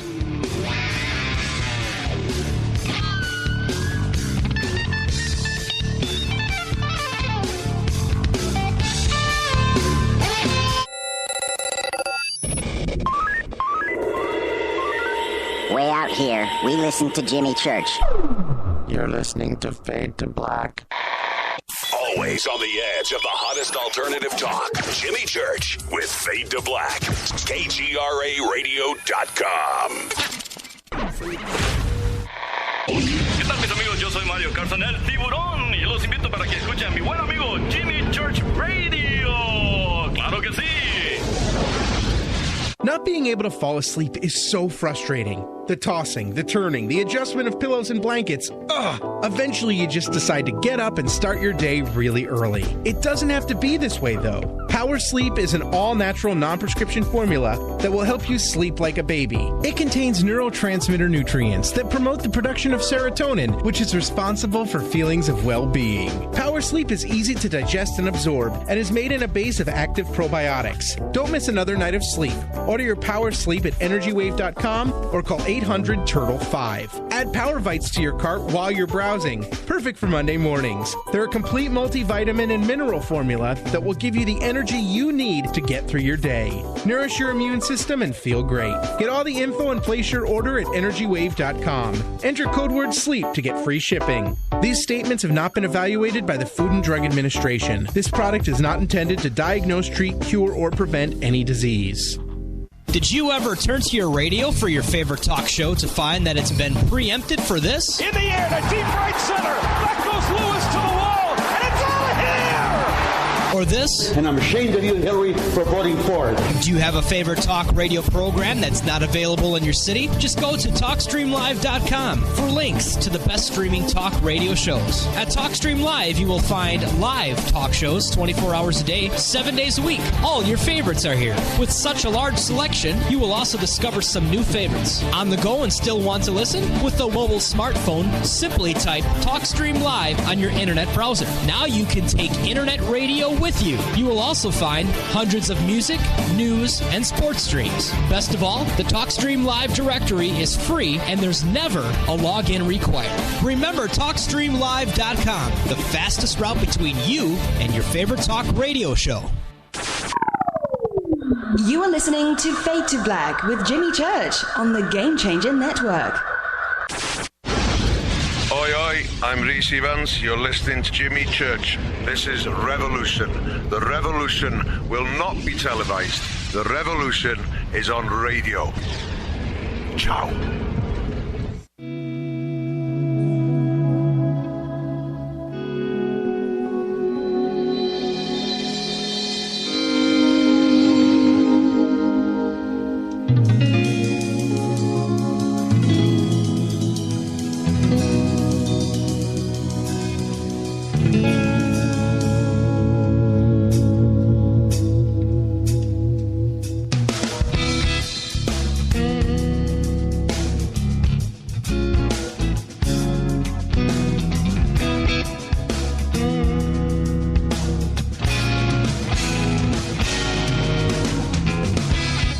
Welcome back to Fade to Black. Our guest tonight, Mike Clelland. The book is The Messengers. Owls, Synchronicity, and the UFO Abductee. I'm your host, Jimmy Church. You can follow us on Twitter at JChurchRadio. Email is jimmy@jimmychurchradio.com. His website is mikecleland.com. The links are over at jimmychurchradio.com. Just click on Mike's name. It'll take you right there. And I want to say this really quick for everybody. Do get The Messengers. It's an amazing book. I have it. But we're going to do Mike's confirmation. You know, it's kind of weird. Did I just say that, Mike's confirmation? Well, I call it the confirmation event. That's what the note. I was pretty clear about that. Yeah, and what I want to say to everybody is there are really great maps and things in this part of the book at the end that you must pick up the book. The book is a great read, but also and then after you hear Mike tonight share this part of the book with you. Go and get the book, and then it will all come together. But tell us about the confirmation, your confirmation. Yeah. Okay. So to tell the story properly, you'd have to have another couple-hour long show. You'd have to add a couple hours to this. So I'm going to have to skim past this. A lot of the the details of this. So this happened in March 10th, 2013. And excuse me, that's right. Yeah, 2013. Yeah, March 10th, 2013. I was coming home from the UFO conference that's held annually in outside of Scottsdale, Arizona, near Phoenix. It's called the International UFO Congress. I used to go there every year. I've been there year after year, and so driving home, I was living in Idaho at the time, so you got to drive through Utah. You look at a map, you start in Arizona and go to Idaho. You got to drive through Utah. So beautiful. I love driving the country roads, and I've got all this camping experience. So in this, that part of the desert, I don't bother getting a hotel room. I just sleep off in the desert on the side of the road somewhere. And I had this spot kind of picked out, and I'd been sort of driven by it before, and I was like, along that road, I bet you there's a pretty spot I can sleep. So sure enough, there was this great spot. There was a turnoff. I pulled out there. There was this great, people had obviously camped there before. There was little campfire rings and stuff. It was not quite the desert, but it was sort of the high desert. So there was a couple scrubby trees around and stuff like that. And so it was cold. It was Sunday night. It was March, so it was still kind of wintry. Little bit of snow around. So I just rolled my sleeping bag out, and I had a big, thick sleeping pad, and I slept right next to my car. And at some point in the night, I woke up and looked over at the hillside nearby me, and I said to myself, that looks just like a landed flying saucer. Now, this is the event that is off of Highway 20.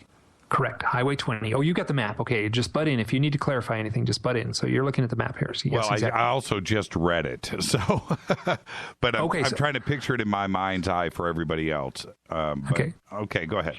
So yeah, so if there's a detail you want to that I'm missing, that I'm skipping past to sort of abbreviate a little bit, you just jump right in there. Because if you just read it, you probably have a more streamlined, because I was very organized when I presented that in the book, and I might get a little sloppy here, just trying to do it off the cuff here. So look up, see this thing. It looks, what it looks. You saw you're the right age. You saw the Woody Allen Sleeper, right? That movie. I love it.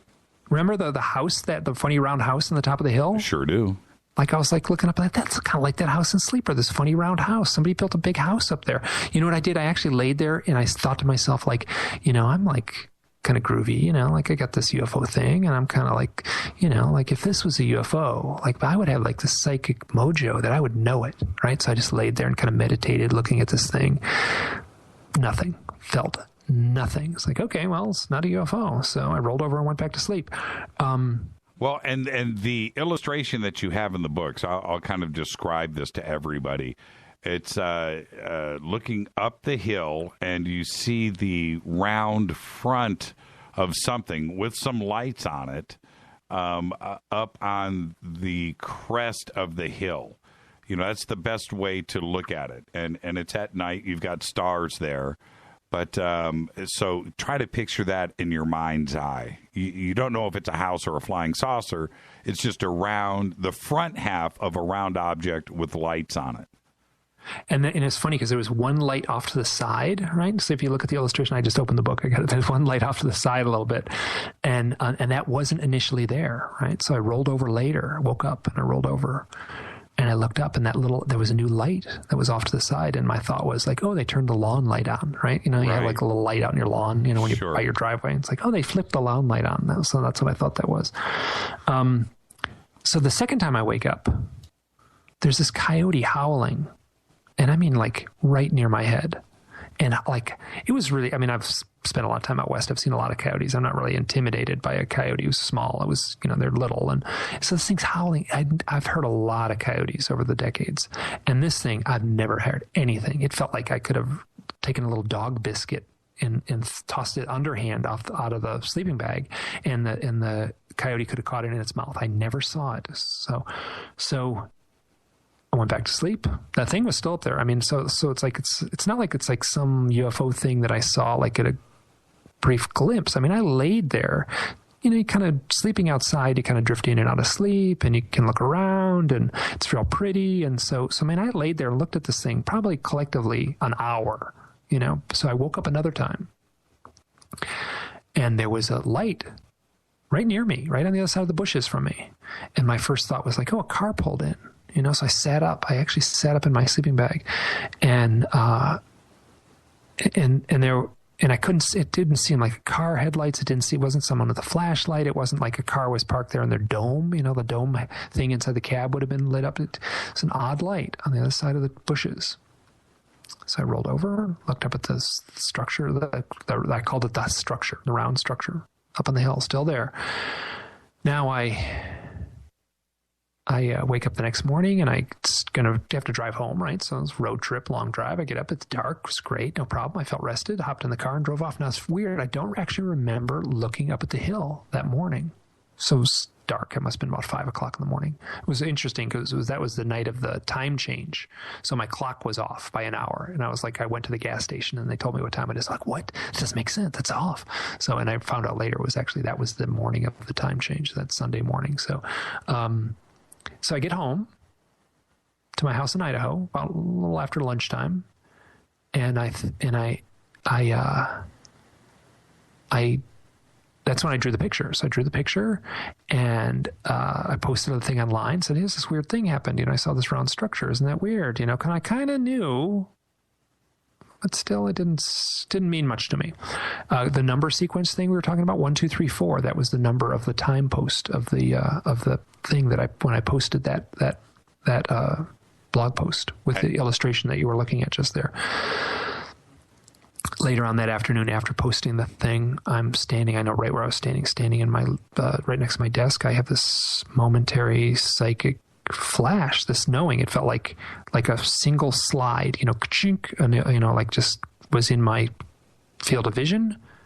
1 second, chink, off, and it would have been. So just picture a map of southern Utah with a long yellow line and 3 markers, 3 different colored markers on the line. And I just knew right away. I was like, well, it's a map. I'm just going to sit down. It's one of the things I'm very good at as far as illustration and stuff like that. I also love playing with maps and stuff like that. So I get on Google Maps, not a very complicated map program. I make a line. I kind of know, okay, well, if it's going to be anywhere, this thing that happened last night is right here. I could zero in to the millimeter on where I was lying in the ground. So I line that up, and I'm like, okay, and I know this other event over here. It's got to be the other one. It's actually in Colorado. It's crossing the border into Colorado. And that's a long story too, but to sum that one up short, I was with this woman, Natasha. We were camping. We were in a tent in Dolores, Colorado. That's interesting. She's had her own experiences. She studied with Dolores Cannon, and she was very quick to point out, isn't that interesting? Dolores C. Dolores, Colorado. Yeah, trippy. So Natasha and I in the tent, and we go to sleep. She's nervous. She's freaked out. She's nervous. She's not scared of anything. She was nervous that night. And we go to sleep. We wake up screaming. Both of us screaming, terrified. Like I mean, I've been a professional camper for 20 years. I've never felt anything like that. I mean, if a grizzly bear had ran through the tent, put its jaws around my throat, I would not have been as scared as I was at that moment. So, I'm in a panic. Like, what's going on? What's happening? What did you? So the next thing, I just snapped my fingers with we're asleep. Bing, asleep. The next thing I know, I'm floating. Like, it's got the elevator up feeling. I also have that same distorted feeling I described earlier on in the show, that distorted sense of reality. It was dreamlike, but I can say it wasn't a dream. So I'm floating up, and I pass right through the roof of the tent. And I'm in this white realm. I've had near-death researchers. I've told this story to them, and they're like, the white realm? Yes. That's, this is like this overlapping of these two things. They were very keyed in on the white realm thing. As I'm floating, I'm saying, I have to remember this. I have to remember this. I have to remember this. I have to remember this. And the next thing I'm saying is, am I on a table? Am I on a table? Am I on a table? And the next thing, I'm back in the tent. Like, I just get sucked in there. So I don't know what happened, or what. Was it a dream? Was it a distorted reality? The next morning, there's a bunch of things that happened. It would take a long time. So the next morning, it's like I get up, and we're grubby and we're car camping and stuff like that. It was actually later on that afternoon where I take my shirt off. Didn't she see a face? Okay, so we're gonna get so she saw a face. Now this is the problem with this story is it just goes everywhere. There's these threads, you pull on one thread and it's just like she saw a face. Right. Now when I was floating, I purposely didn't say this because I was worried it's gonna eat up. I mean, well, I get lost in these details, but she said she saw a face. And the next morning, so when I said I was floating, I saw what I call a mandala, a floating pizza pan in the tent with me. It was kind of ethereal. It was kind of amorphic. It was kind of semi-transparent, but it was in the tent. It wasn't projected on the outside of the tent. And it was pinched into this one corner. And when I saw that, I said, that looks just like the thing in my eye when I was floating. That was the thought in my mind. That round thing looks just like the thing in my eye. Now, the thing in my eye, we have to jump back to 2009. And I was leaving a UFO conference that was hosted by Whitley Strieber, and I was in the desert, and I was kind of like relaxing, and I was in California, and I was looking up at the sun, kind of as the sun was setting, and there was this kind of twinkly aspect where you could look up my eye, and I have a slight cataract. I had been diagnosed with a very tiny cataract on my right eye. And I could kind of squint and see the cataract. And I am not exaggerating. That cataract was a caricature. It could be interpreted 3 ways, actually 4 ways. It's a seated Buddha, a gray alien, a death skull, or me. I'm bald. I have big eyes. At the time, I had sideburns, big sideburns, and this thing kind of had sideburns. I was squinting at this thing, and I was just like, "Oh, great! Like only I can see this." I was like, "I can't show this to anyone, right? Like, here, get in my own. Look out my eye." Right, so this thing is appearing within my eye. It's the cataract in my eye that is distorted when I squint into a light. So I actually drew it, and at home, I squinted into the sunshine out the window, and then drew it at my desk. Now. So now let's jump back to the thing in the tent, right? So I see this round circle. Doesn't look anything like the thing in my eye. I had the thought, looks like the thing in my eye. The next morning, I'm like, Natasha, what happened? What happened last night? She said, I saw a face. It's like, okay, you got to describe what you're talking about. You got to be like, what was it? And she said, well, it looked like that thing in your eye. And she was describing the drawing that I had done, the same thing that I had referenced. And said, where was it? She pointed right to that corner of the tent. Sometime the next day, I take off my shirt and I have a scratch that goes from my left shoulder to my belly button, and it would look like just like a normal scratch, like if a rose thorn or a cat claw had scratched me, just a little. But when you examined it closely, it was a thin collection of little teeny raised blisters. Wasn't a scratch at all. The skin wasn't broken. It was little teeny blisters, like one after another, microscopic, like a 0.5 millimeter each of them. So oh my gosh, this story just goes on and on. So we ended up going to a sweat lodge ceremony, which was beautiful that afternoon, the next day. And the afternoon of the next day. And it was gorgeous, really powerful, wonderful experience. And then... So there's 3 dots on the map, right? So one was at one side, one was at the other, right? You stretch a string really tight between 2 points, right? It's going to make a straight line. So we got a straight line on a map. And I'm like, okay, what was that other thing? I had a psychic flash of 3 markers on this map. What was the middle one? So I kind of said, I had this weird thing happen here. And I kind of fiddled with the map and it wasn't close. And this weird thing happened here. And I was like, it wasn't close. Oh, that's right. I was camping with Natasha the following year. She's from Germany, and she came across to America to go to the UFO conference in the same one I talked about earlier in outside of Scottsdale. So and on the drive home, we drove back from there, and she flew from my hometown near Idaho, and so we drove around the desert, and it was so she's jet lagged. I've been driving all day. We're camping in the desert. Pulled off to the side of the road, similar to what I described before. Actually, it was a great spot, really pretty spot. And it was a super starry night, and I'm falling asleep, and she's totally awake because she's jet lagged. I'm like, listen, I got to sleep. And she's like, listen, I got, what do I do? And I'm like, we're in the middle of nowhere. This is the safest place on earth. Just go for a walk. There's a road right here. It's a dirt road. So she actually was really excited, and she described it afterwards. She said she was tingling when she went for this walk. She was sparkling, I think is what she said. It was so cool. Zillions of stars, totally calm, still night. I'm sleeping there. She walks off. I'm lying there listening to the sound of a great horned owl. They make an unmistakable hooting noise. This owl is somewhere nearby, like the bush right next to me. And I can't help but just telling the story now be reminded of that coyote that I described earlier at the other location on the point in the map. It was close. Like I'd never had an owl hooting that close. So the next thing I know, Natasha runs up and she says, Mike, we got to go. What is it? What is it? She tells the story. She said, as she was walking, she didn't get very far. She was just a little bit, away from where we were lying down and on this little dirt road. And she saw like a little light. Her first thought was someone was off in the bushes with a flashlight. She looked at it closely and no, it was too big. It was about the size of a beach ball. And it was kind of gliding above the ground in this really eerie way that you wouldn't be able to move a flashlight.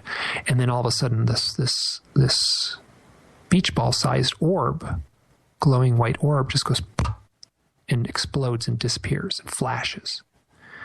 And she gets freaked out and she runs back to me and she wakes me up, and that's the point when they're like, okay, let's get in the car and we drive off. So when I had this 3 lines on the map, this is actually something I did. I don't know if I'd put this in the book, and it's hard to explain, right? So initially I had the map marked where I was sleeping along Highway 20, the event that took place March 10th, 2013. I had the point on the map where I was sleeping, and then it was 1.6 miles away, the only spot where that craft on the hillside, or that structure on the hillside, the thing that looked like a house or a flying saucer, the only spot it could be was in this one meadow. So it was like I was looking and it didn't match up where we were sleeping. So I said, I'll just move the marker. It's a simple thing, and with a computer, you just pick up the yellow line, you drag it, and you drop it to the next spot. So I moved the yellow line from the spot where I was lying on the ground to the spot where the round structure was, or where I assumed it was. And so I dropped it there. I went back and zoomed in on the spot where I had been lying in the sand when I had heard that owl that night with Natasha. It lined up to the millimeter. Like, you can like in olden times, like when I would have, like 10 years ago, I would have had to use a paper map and a pencil and a ruler to make a straight line. That ruler, when you zoom in close on it, might be a mile thick, depending on the map, right? Right. So I could zoom in, make this yellow line 1 pixel thick, and zoom in right to the spot where my sleeping pad was lying, and it bisected where I was lying. At that point, all doubt vanished. I mean, I literally looked at that yellow line, bisecting where I was lying on the ground, listening to an owl while my friend was seeing an orb. And I was basically, okay, that old life's gone. That has now ended. I am now starting my new life. This new point is now beginning. There are so many weird synchronicities tied into this. You have the dates there, right? Yep. Of these things. Okay. So one of them took place here. I'm just opening the book now. So that March 10th, 2013, that was the event on Highway 20. Yep. May 5th. May 5th, 2010. That was in Dolores. Dolores, Colorado. Right. Okay. March 2nd, 2011. That was the one in the middle along the Burr Trail Road. That's where I was camped when I heard the owl. I was with Natasha. Now, 2 of those events, the middle one and the eastern one, happened with Natasha. She was there. She was there for both of those. She wasn't there on the other one, but March 10th is Natasha's birthday. Oh, really?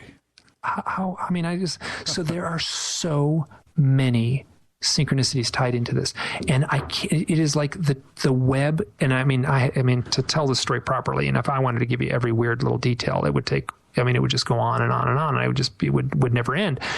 But it just feels like these clues were orchestrated, and I'm going to be deadly serious here. And I'm going to say it as if it's fact, because it feels like it's true.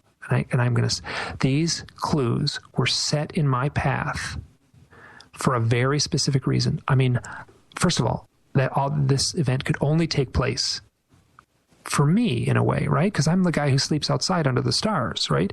It could only take place for me because one of the things I love dearly is I love to make maps and have the skill at making maps. I'm good at it. So, and then, these events along the thing, so we had this, on one end was a coyote howling, in the middle was an owl, and on the easternmost one was the thing with the sweat lodge ceremony with the shaman. So we have shaman, owl, coyote. I mean, it's like these little clues. I mean, that is the stuff that I just love. I revel in those details to try to make sense of them. So I just told a story with, I guess there was I don't know what was on that hill. I've since gone back and taken photographs of that hillside. There's nothing on that hill.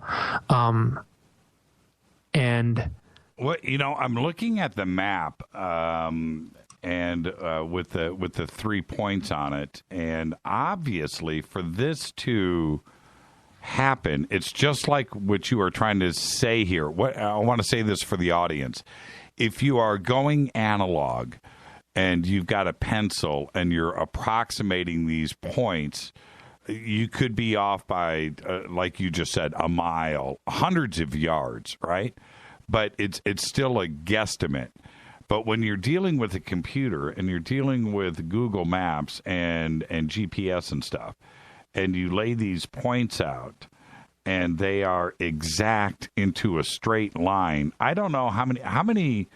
What's the distance between the 2013 date, with the house on the hill or whatever, the saucer on the hill, and Dolores, Colorado? How many miles are we talking about? 231 miles, which is an anagram for 1, 2, 3. Yeah, right. And then actually, this is the thing. You do a blog. This is what gets weird. So you do a blog. Someone figured out it was 2,301. So you add a 0 in there.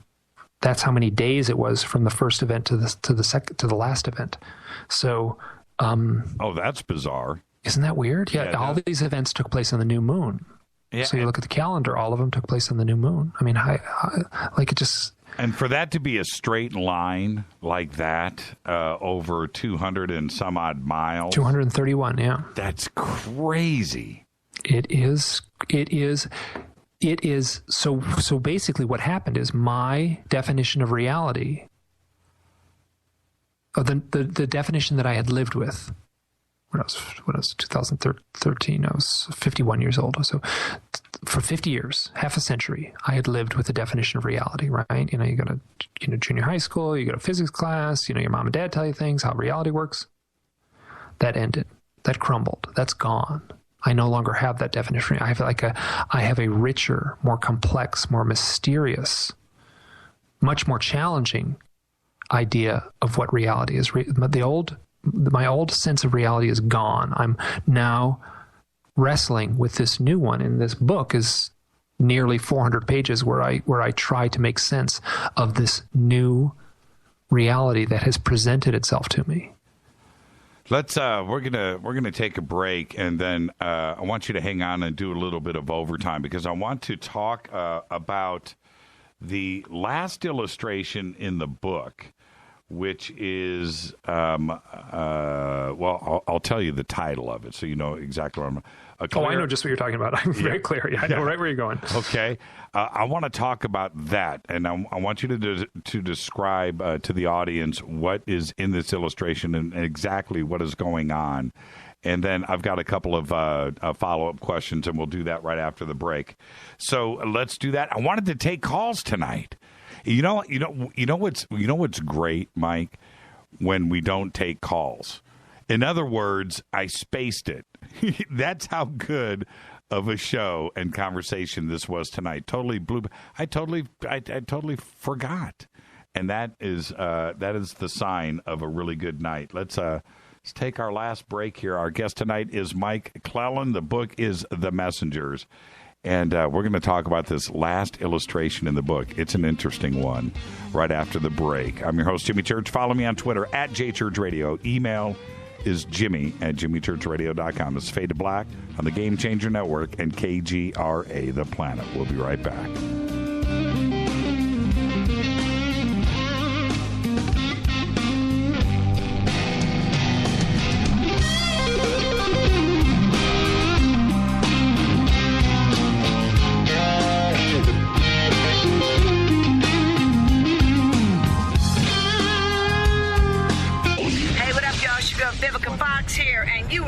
to my boy, Jimmy Church, on jimmychurchradio.com. Despite popular opinion, reading a book will not make you smarter. But listening to Jimmy Church will.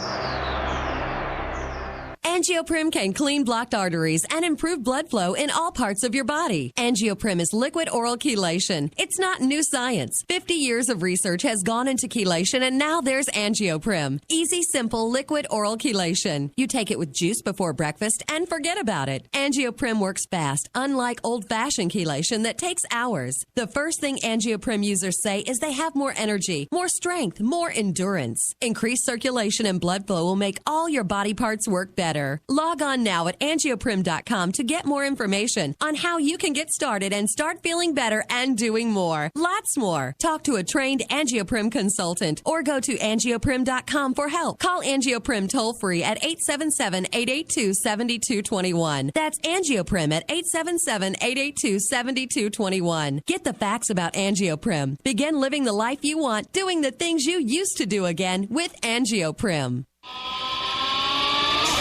What's up, Fadernauts? Studio Dome loves Fade to Black and the F2B audience so much that they have put together the ultimate stereo Bluetooth system. They've done it just for you. Man, check this out. The Studio Dome SBB2 stereo system is here. It's featuring 2 Studio Boombox 2 SBB2 wireless Bluetooth speakers, packed in its own custom hardshell case. This Studio Dome system features the very latest in stereo Bluetooth technology. The 2 full-range boomboxes are in true wireless stereo. You've got to hear this. It's amazing. It's just $129, and use the promo code JCRTWS, and you'll also get free shipping. It's simple. Just go to jimmychurchradio.com, click on the Studio Dome banner. Go Beckley Teppy.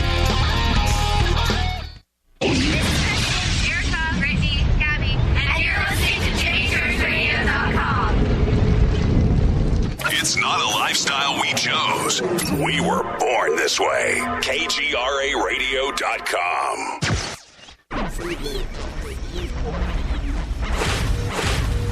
This is KJCR at JimmyChurchRadio.com.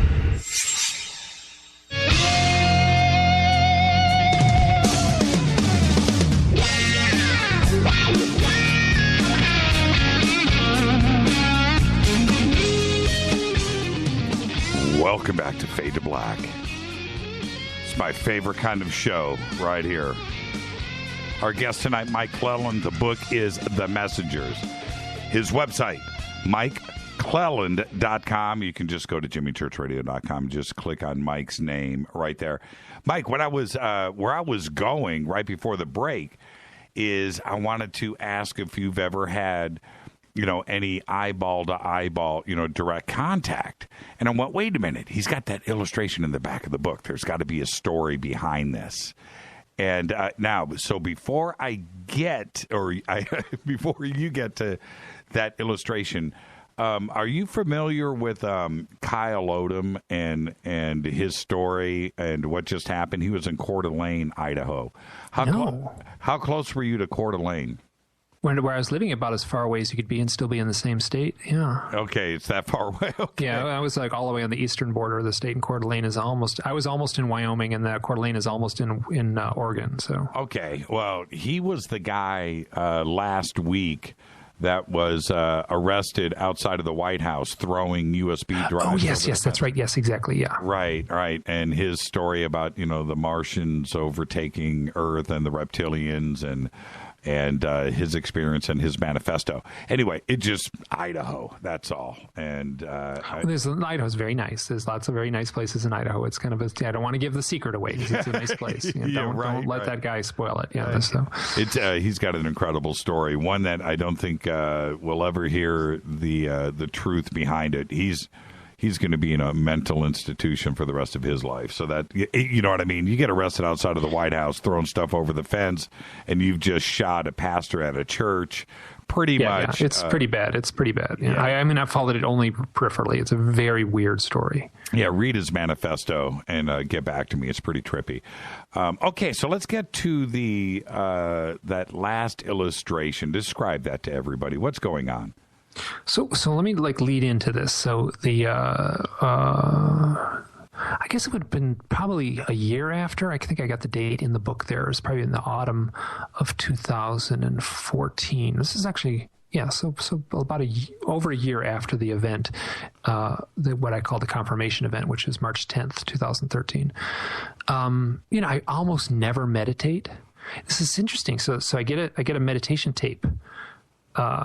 Because I've been wanting to do this meditation, and this guy says, I have this really cool meditation. That was the guy, Derek, that I talked about, the very first person, the guy who saw the owl on the top of the cactus and then the triangle UFO. Right. He says, I got these great things. So he sends me these digital files, which called hemi-synchronization. So you have like a little tone in one ear and a little tone in the other. You have headphones on or earbuds on, and there's these two alternating tones that are very similar. So it just sounds like a kind of whisper. It sounds like kind of a static or kind of ocean waves off in the distances, and it's supposed to get you into a deeper state of meditation. So I, listen to these things, and the guy is Robert Monroe, who started the Monroe Institute, who did all the out-of-body work and wrote the books called Journeys Out of the Body. And he pioneered this technique in the 70s, I think. And he worked in radio in the 30s and 40s, and so he's got this kind of good radio voice, and he leads these. It's not very new agey when he leads these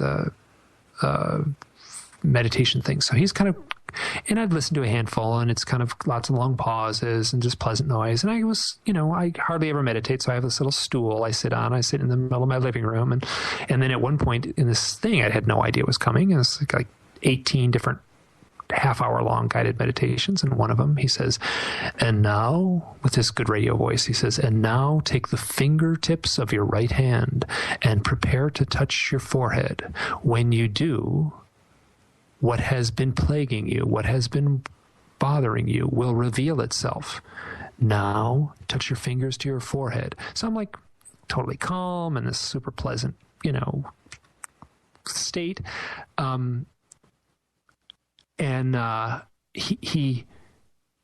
so I'm listening to his words. I touch my fingers to my own forehead, and right at that moment, boom, just exactly like what I described before, a 1 second slide, click, appears in my mind, click, turns off. And when the illustration that I did afterwards is me lying on the ground in that spot from March 10th. And I got my little white Subaru parked behind me, and there I am in my big, thick sleeping bag, and standing around me are 5 or 6 gray aliens. It's hard for me to look right here. So six what classic gray aliens. Now, my sense is they were a little taller than the little ones, the little 3.5-foot ones. These seem to be about 5 foot tall. But still, all I have to go on is this 1 second click, click, this 1 second visual, which was crystal clear. And I'll also say, was the visual from the perspective that is the illustration? Yes. Now that's so I was outside. There we go. There, Robert Monroe, Journeys Outside of the Body. I don't know why. So I should have seen it from the ground up, right? So if it was point of view from me, right? No, I'd rather have this perspective. I don't know if I'd want. So that's exactly what I got, that perspective. And there's the and it was very calm. So I was obviously in a meditative state, right? You're calm, right? So I'm very calm. There's nothing threatening about it. And now that's interesting, because a lot of people will say, like, oh, what's your opinion on hypnosis? And I'm like, well, actually, I've tried it a few times. I've had actually success with completely something else entirely. It didn't have anything to do with UFOs. This one hypnosis session that I thought was very successful. And but this is a book without any, this is a UFO abduction book with no hypnotic regressions at all in it. It's not in it. There's none. And I haven't had any. I've attempted some. Nothing's come up, and I haven't really gotten very full into it. And I think the reason nothing came up in my hypnosis attempts to look into these things is I was so freaked out. I was so scared. Like, I've read a lot of UFO stuff. I know there's creepy, Yeah, I don't want to know. I don't want to go out. I didn't want to. But here, like this event, March 10th, is just like bathed in this calmness, in pleasantness. Pleasantness. Sleeping out under the stars was pleasant, calm, and sleep, and there was no stress. There was none of people, like I was frozen, my heart was pounding, and I tried to scream, but my body was. I don't have any of that. I don't have any of those experiences. You said, do I have face-to-face experiences with aliens? I don't. I have a single flash of that image. I also have that 5 beings outside my window in. When you were 12. When I was, no, I would have been 30. Oh, yeah, that was the 30, right? Winter of 92, 93, January or February of that year. So, yeah, so like I'm coming to the conclusion that I've had UFO contact. I'm doing that very grudgingly because I don't have those kind of pop culture things, being plucked from a highway by a flying saucer in the middle of the night, or having, skinny beings surrounding my bedroom while I'm frozen and terrified, or waking up on a cold table in some brightly lit round room. I don't have any of that. Okay, that you know of, and if I do, it's a hidden memory. Exactly. Yes. Right. So, but I felt, part of me felt very strongly that I had to research this without hypnosis. Research myself, I guess, without hypnosis. There's one thing I know that your hair stands up when you think about this. That morning, the March 10th. Had you looked up the hill and that object was gone, you would have had a heart attack. I don't think I looked up. Well, that's my point. And the reason why you didn't look up is because it was gone. You would have looked up, Mike, if the lights were still there. It would have attracted your attention, and you would have just glanced up and then gone about your business. No big deal. Absolutely, right? Yeah. No harm, no foul, right? Yeah. But it was gone. And what if, I'm telling you it was gone, because you would have seen it if it was still there. And had you looked up, have you thought about that? If you would have looked up and that thing was gone. Oh, I mean, I could just there's like so many things. Like, what if what was the light behind the bush? There's all kinds of things that are scary. Yeah. So yeah, this whole thing has been that event, that confirmation event was very calm. Except for the opposite end of that line where I dealt with that severe terror. Yeah, right. In the tent. Right. And why did you said something interesting, and I just don't want to forget. I want to address this. You said pizza pan. Now, pizza you guys, pan, that's about the size it was. Well, but that's how you described it. And didn't you guys have pizza that night in town? We had pizza that night. That's right. I never even put that together. We had pizza then. Here's a weird little detail. Sitting in this it's a great little town. It's Dolores, Colorado. It's super cool. And there's this little pizza place there, and it was and then outside we saw different. It was a woman each time on a bicycle with 2 dogs. Different woman. I mean, this is a tiny town, passed in front of the pizza place. Different woman on a bicycle with 2 dogs, 3 times. I mean, I don't think that's it. But that was something we kept on making jokes about, the people on the, this is just this weird stuff that gets connected to this. I mean, there's so much richness to the story. It's in that there's almost a form of proof in this collective frenetic entanglement of these stories, right? To me, that's the confirmation, is that this story is so rich with synchronicities and colliding things and overlapping stuff, and it seems like every little thread you pull on. Do you want to go back to the missing time event and try to explore that? And look, the one in my youth, you mean the one when I was 12? Yeah, because look, I understand the fears of regression. I don't want to do it. I don't want to know. I'm comfortable with my life, right? I don't want to know if anything has happened. And the same thing with you. You know that this event did happen. Is that because you don't subconsciously want to know that that's why you fight the regression and the hypnosis, and you can't be hypnotized? Well, I worked with Bud Hopkins. I went to his studio, and he hypnotized me and put me under. The few things came out. You know what came out in that hypnosis? It's very interesting. I've got it videotaped. I've listened to the audio. I've tried to transcribe parts of it. We talked about the 3 events that we talked about at the beginning. The one thing that came out is when I saw the clock in my kitchen when I was at home in Michigan. It was 11:20, which was about the time that it could have been. So that doesn't prove anything. One of the other things that showed up is that when I looked out the window as a 30-year-old in Maine, when the light was shining in the window and the 5 beings were there, the sense was, oh, it's them, they're back. Mm-hmm. There was this palpable familiarity with the experience, which I think I sort of remembered the next morning and could even say yeah, I agree with that. But it was such it seems like, I don't know how to say it would almost be impolite to make that assumption. But I was in a calm state when Bud was leading me through that. And then he tried to take me through and could not get me past the corner, standing on that corner in the street where I said I could put an X on the sidewalk, to find out what may or may not have happened. It was basically okay, you see a flash, what happens next? I'm like, nothing happens. Nothing's happening. Nothing's happening. I'm just like, it's not happening. And afterwards, it's one of the last times I saw Bud, he gave me a big hug as I left his place. He said, listen, Mike, I've dealt with a lot of people in hypnosis, and I've seen some people who are blocked, and you are blocked. Yeah, that's exactly what that sounds like. And Bud was the real deal. There's no doubt about that. Much respect for Bud. And let me ask you,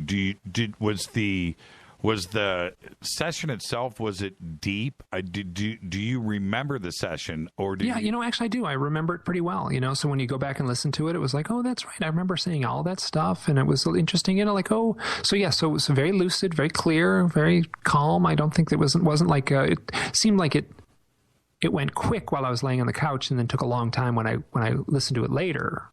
Let's say, because one of the things that happens is incredibly boring, trying to listen to or transcribe a hypnotic regression, because people talk very slowly, and there are long pauses, so it makes for really terrible video or listening. It's deadly dull. But do you think that you were hypnotized? Yeah, I think I was hypnotized. So this other event that I was talking about. So in 2014, I had a hypnosis session. I had been dealing with depression, and I had a hypnosis session, and I did a past life regression. So the hypnotherapist led me to this past life. It's something that took place in the 1920s, and I had this experience, and it was, I won't go into it now, but it was very liberating. I felt great. I was oh, that's how I died, and that's why I have these fears, and that's why I've got this insecurity, and oh God, it all makes sense now. And it was great, really liberating. But while I was there, she did ask me some questions. The hypnotherapist she'd be a great guest for you. Her name is Lorraine Flaherty.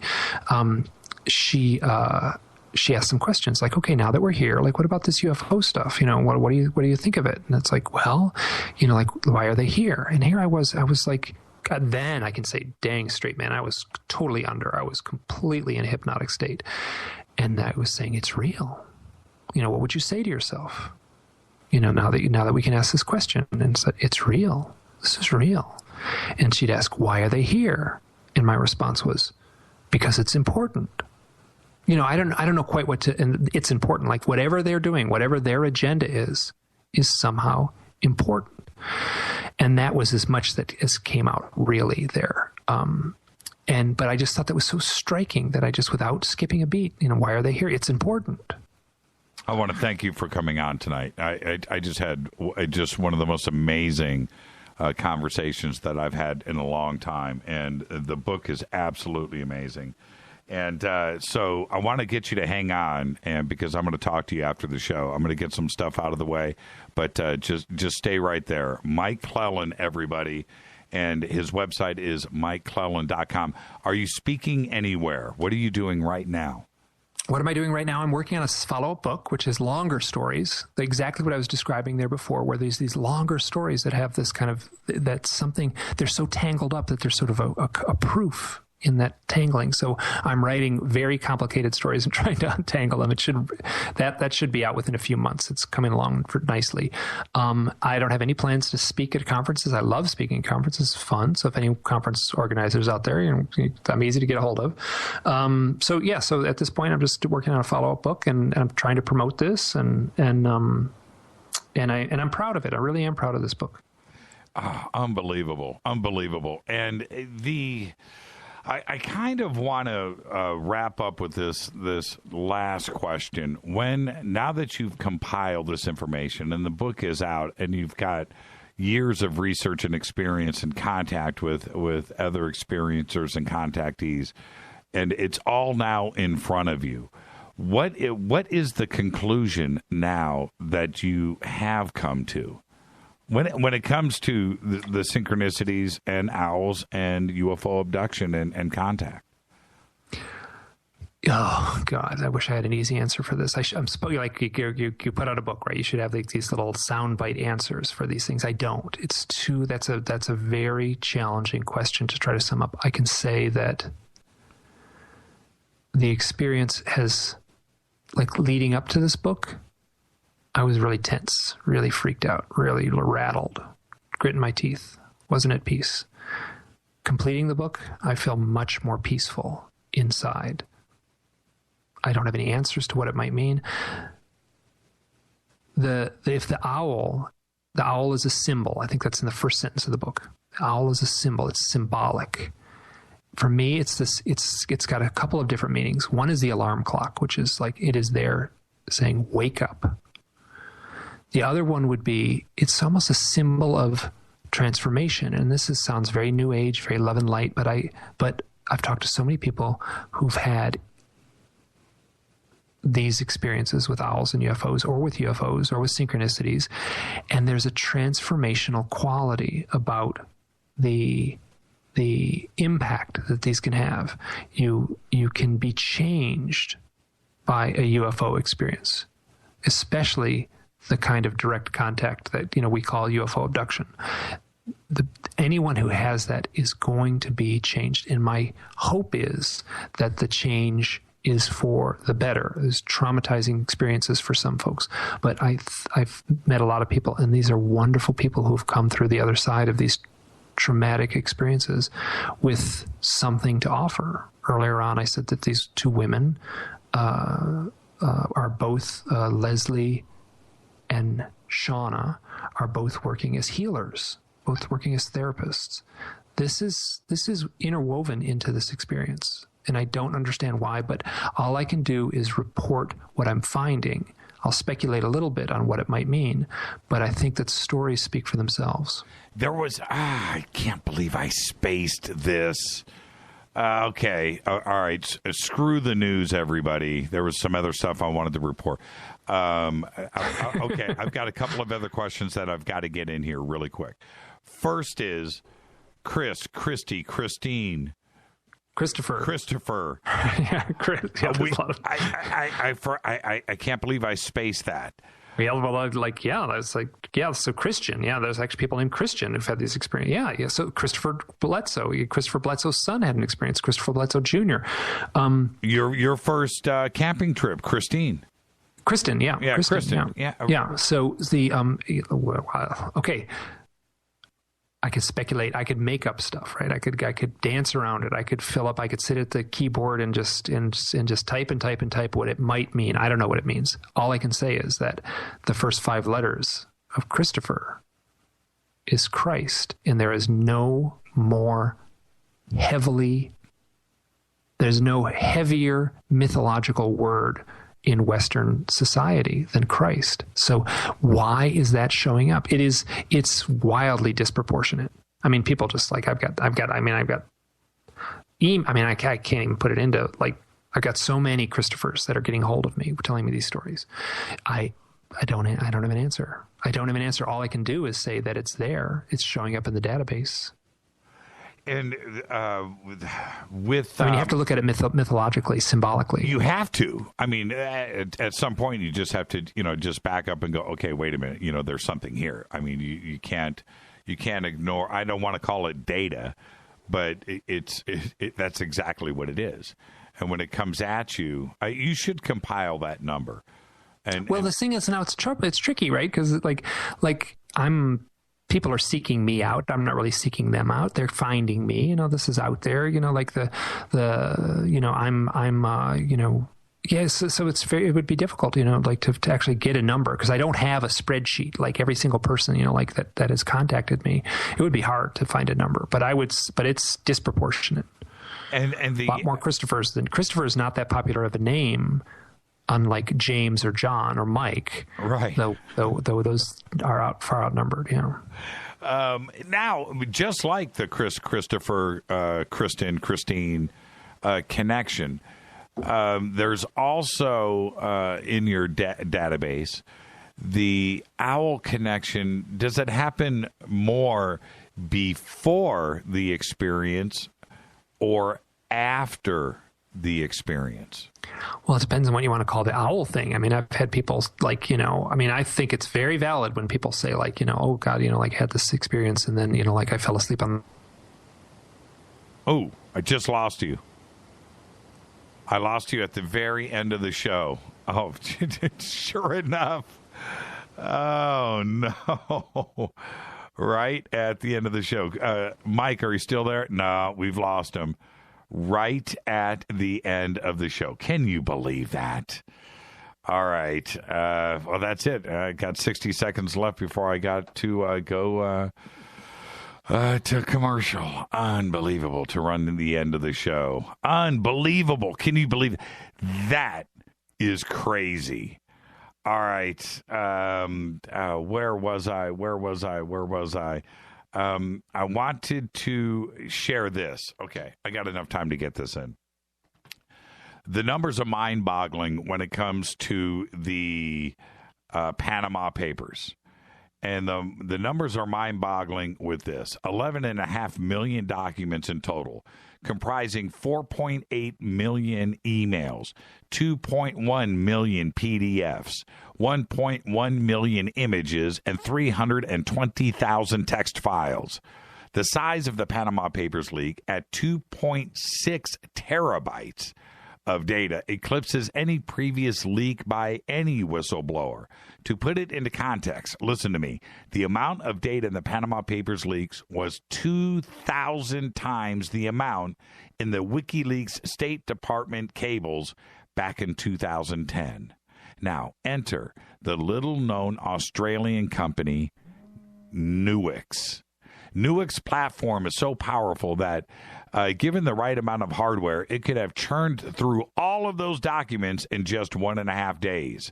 Though, because of the piecemeal delivery and how it was done, it took 2 months to complete. The result now was a Google-style interface that allowed almost 400 journalists to access everything in a newly searchable, are you ready? Indexed data. We are not going to hear the end of it. There's way too much, and it's too simple for everybody now, for all of these 400 journalists to get through. Today, one prime minister resigned. Watch. It's going to be crazy over this next week. Thank you to Mike Clelland. He's actually back, but I get to talk to him after the show, and you don't. Faded Black's executive producers Rita Kamarian. Shows produced by Hilton J. Paul, Mark D. Kovar, LJ3, Renee, Mark Dunbar, Jonas. Thank you, Dennis. Thank you, Bob. Announcers are Steve Harder, Gene Vito, and Mark D. Kovar. Faded by Dale. Webmaster is Drew, the Geek. Music, Doug Aldrich. Intro, Spaceboy, spaceboymusic.com. Fade to Black is produced by KJCR for the Game Changer Network. Syndication, KGRA The Planet. Thank you to everyone out there for making this show the very best. Thank you, Mike Clelland. The book is The Messengers. His website, MikeClelland.com. This broadcast is owned and copyrighted 2016 by Fade to Black and the Game Changer Network. It cannot be used, rebroadcast, downloaded, copied anywhere in the known universe without written permission from Fade to Black or the Game Changer Network. I'm your host, Jimmy Church. Follow me on Twitter. Be safe. Go Beckley Teppy.